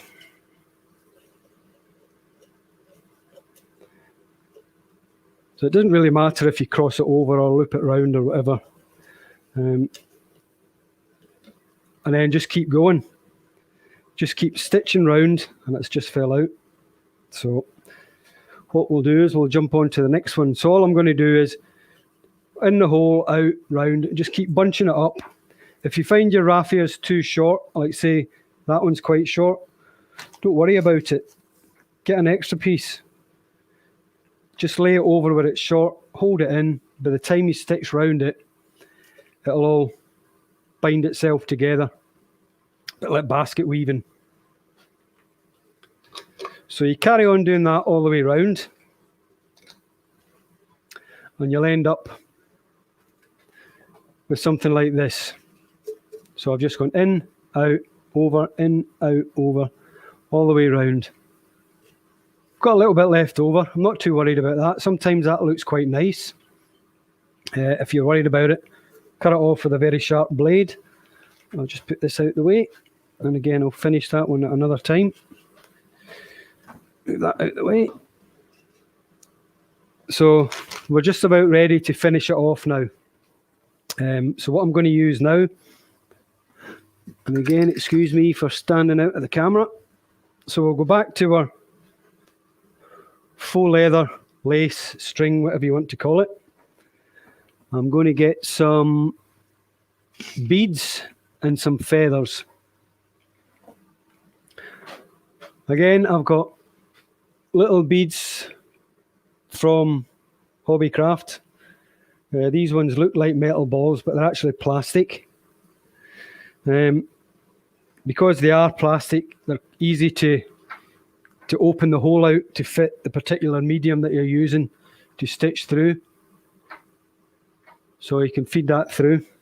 That end I think works. Here we go. Like so. So what I'm going to do, I'm just going to have a little bit hanging off the end. So if I cut that about there,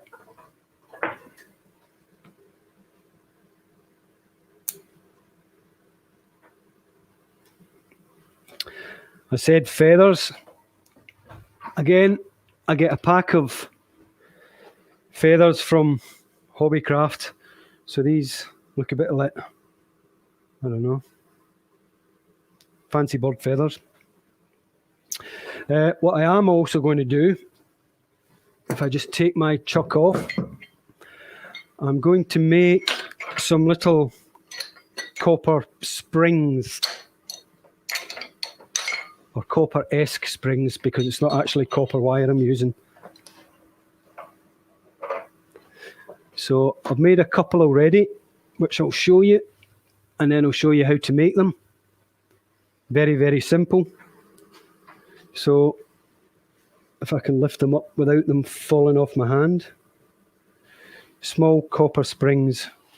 So I did have them on one of the pieces, but it's over there. So all I do, get a Jacob's chuck. I've got a drill bit, roughly the same diameter as my string, thread, whatever you want to call it. I've turned it round the wrong way. So the shaft is there, the flutes are inside the chuck. I have a piece of, it's actually aluminium wire coated with copper. So if you get proper copper wire, it'll just the same really. So all I'm going to do, I'll move that out the way.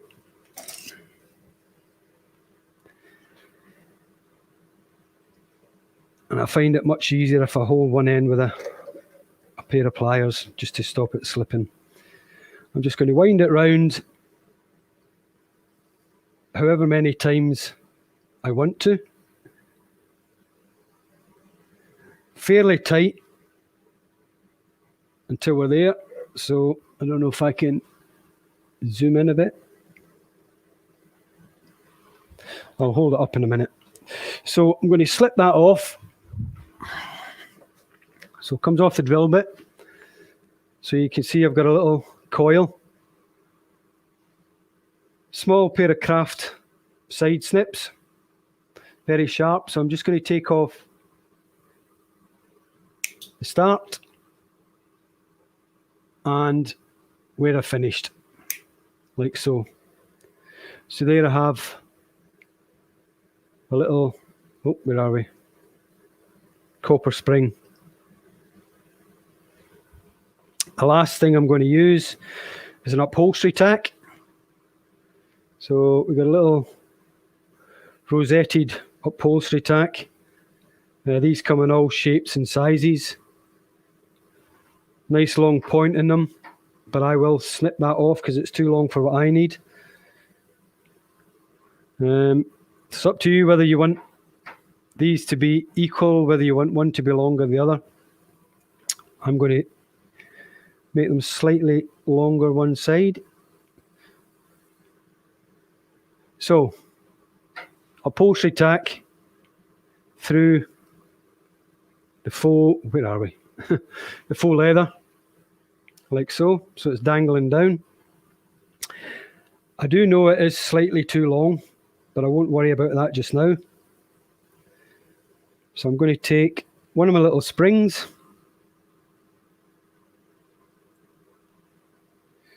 slide it through, followed by a bead,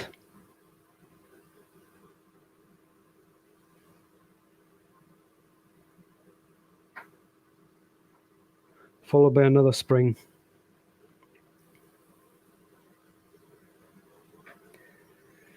And to throw that into the mix, we'll grab a feather. Now, some of these feathers are quite big, some of them are quite small. I think it's just a bit of luck what you get. So again, if you want to, use your little snips, just shorten it. All I'm going to do is take off some of the excess feathery bit. I'm sure there's a proper name for it.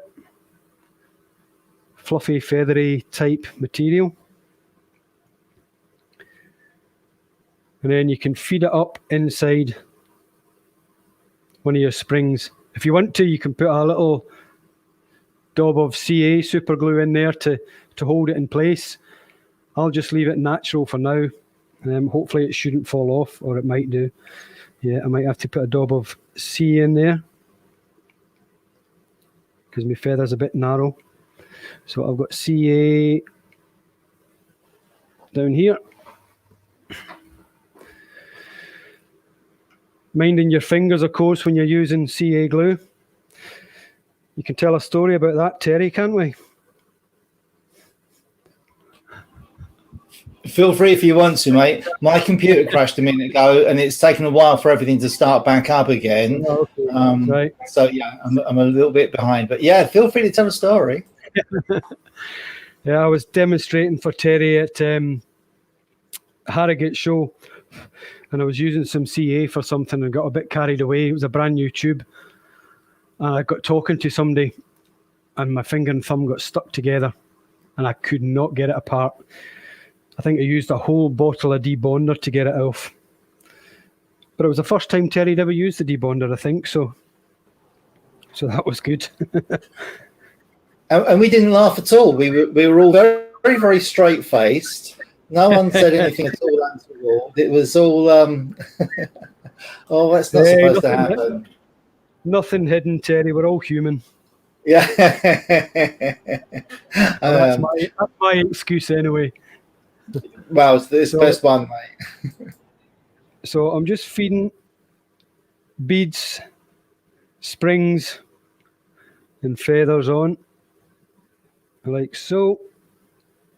And hopefully I've drilled the hole big enough. Yep. And then we'll finish off with another feather.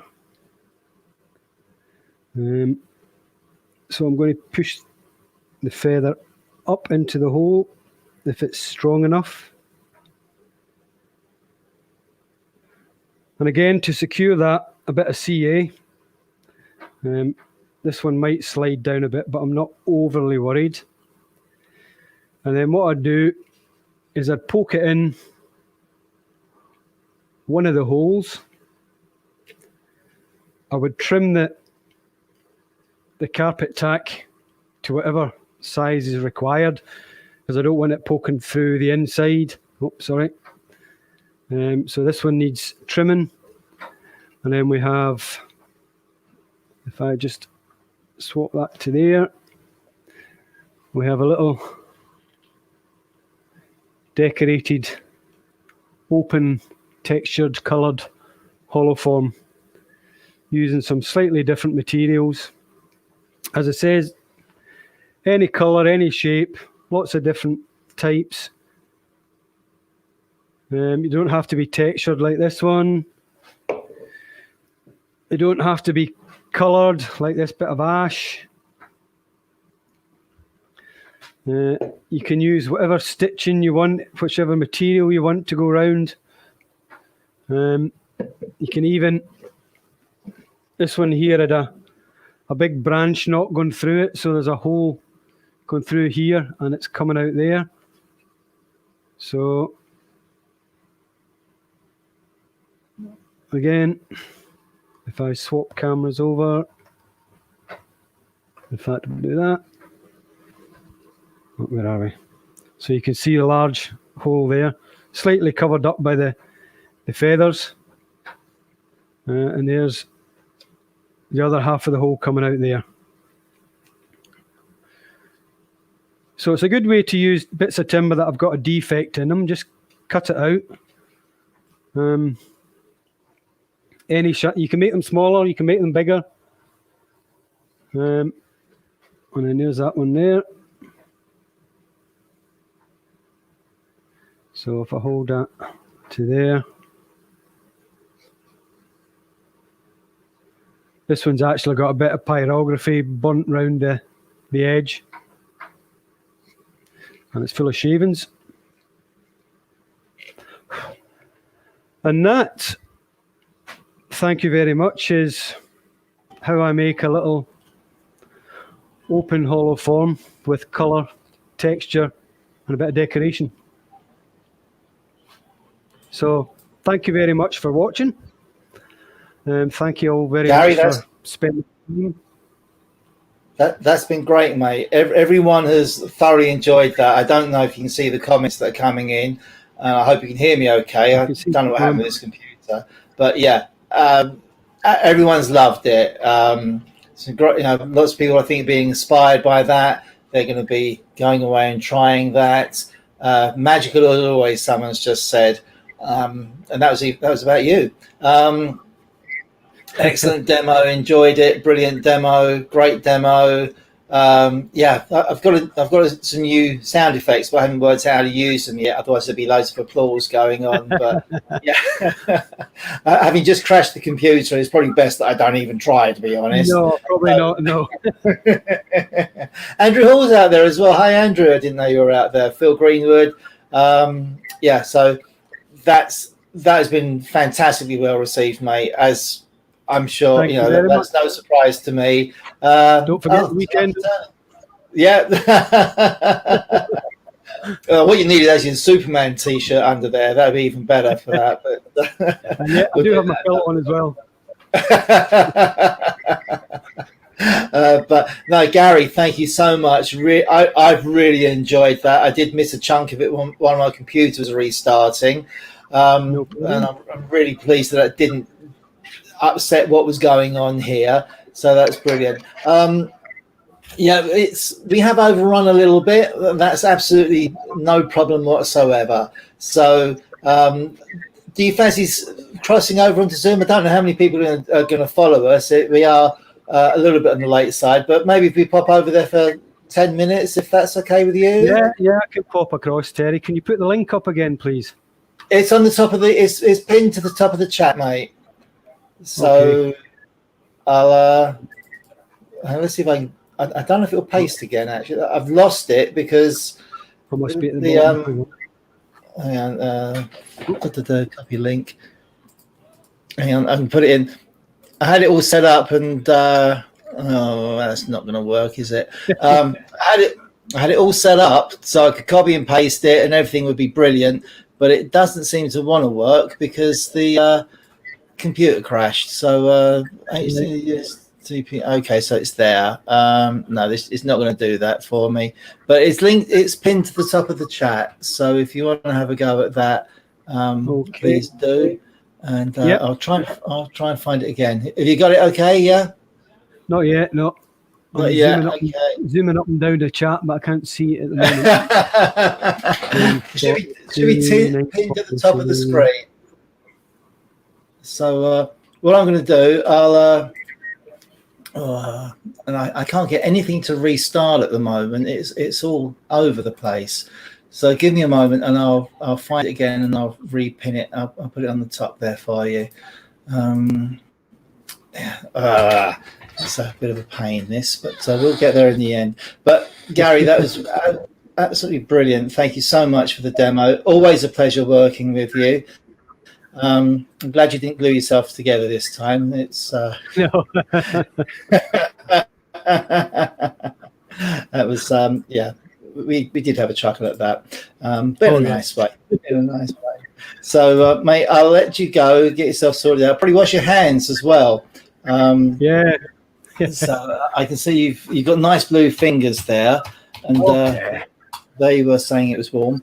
So I'm just looking up the link again to put into the chat. Oh, Paul, no, I don't know if you can put it in there, Paul, because hang on, Paul. Let me make you admin, add moderator. So Paul Hannaby, you're now a moderator on there as well. So you should be able to post a link for me if you've got it there. If you've got it more to hand than I have, which is entirely likely.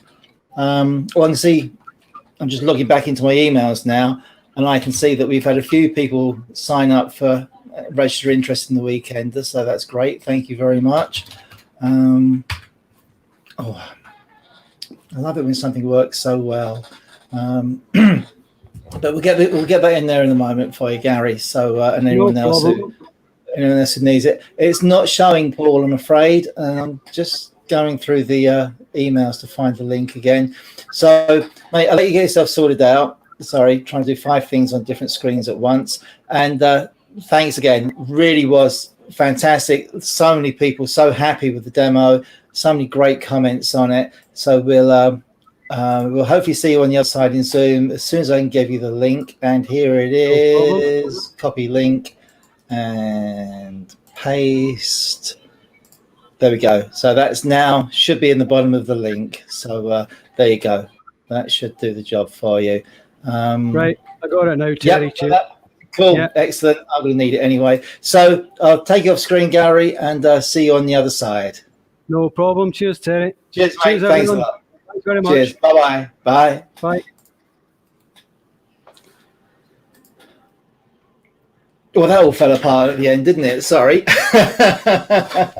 So the link is up in the chat for you. My camera's reset itself, so I'm all over the place. So the top of my head's missing, but we won't worry about that too much. So hopefully you're going to come over. Some of you are going to come over to Zoom with us, and we'll continue the chat and the lunacy there. Gary's going to come over, maybe answer a few more questions if you have any. Thank you to everyone taking part in the chat. Unfortunately, I say my computer just died halfway through, right towards the end of the demo, actually. So I did miss a lot of the chat. I will go back through it all later, so I can't actually comment. I can't answer too much about what was said, but I can see that everyone has enjoyed it, and it was a great demo. I thoroughly enjoyed it as well, and I hope you'll come back next time and join us when we've got Darren Breeze. Maybe a name that you don't know. It might be somebody you're not familiar with. It's a great turner. I had Graham Legg on earlier, and he was saying that he had he saw a demo from Darren and was blown away by it. So well worth joining in if you can. I'll put the details up again in a minute. They'll all be on conkerslive.co.uk very soon. Pat Carroll, thank you so much for all your hard work there with the links and the information in the chat and deleting comments as well. Thank you. Much appreciated. So hopefully see you next time round, or better yet, see you over in Zoom in a couple of minutes time. Thanks for joining us tonight. Thanks for being there. It's been great fun, and we'll see you very soon. Take care now. Bye-bye.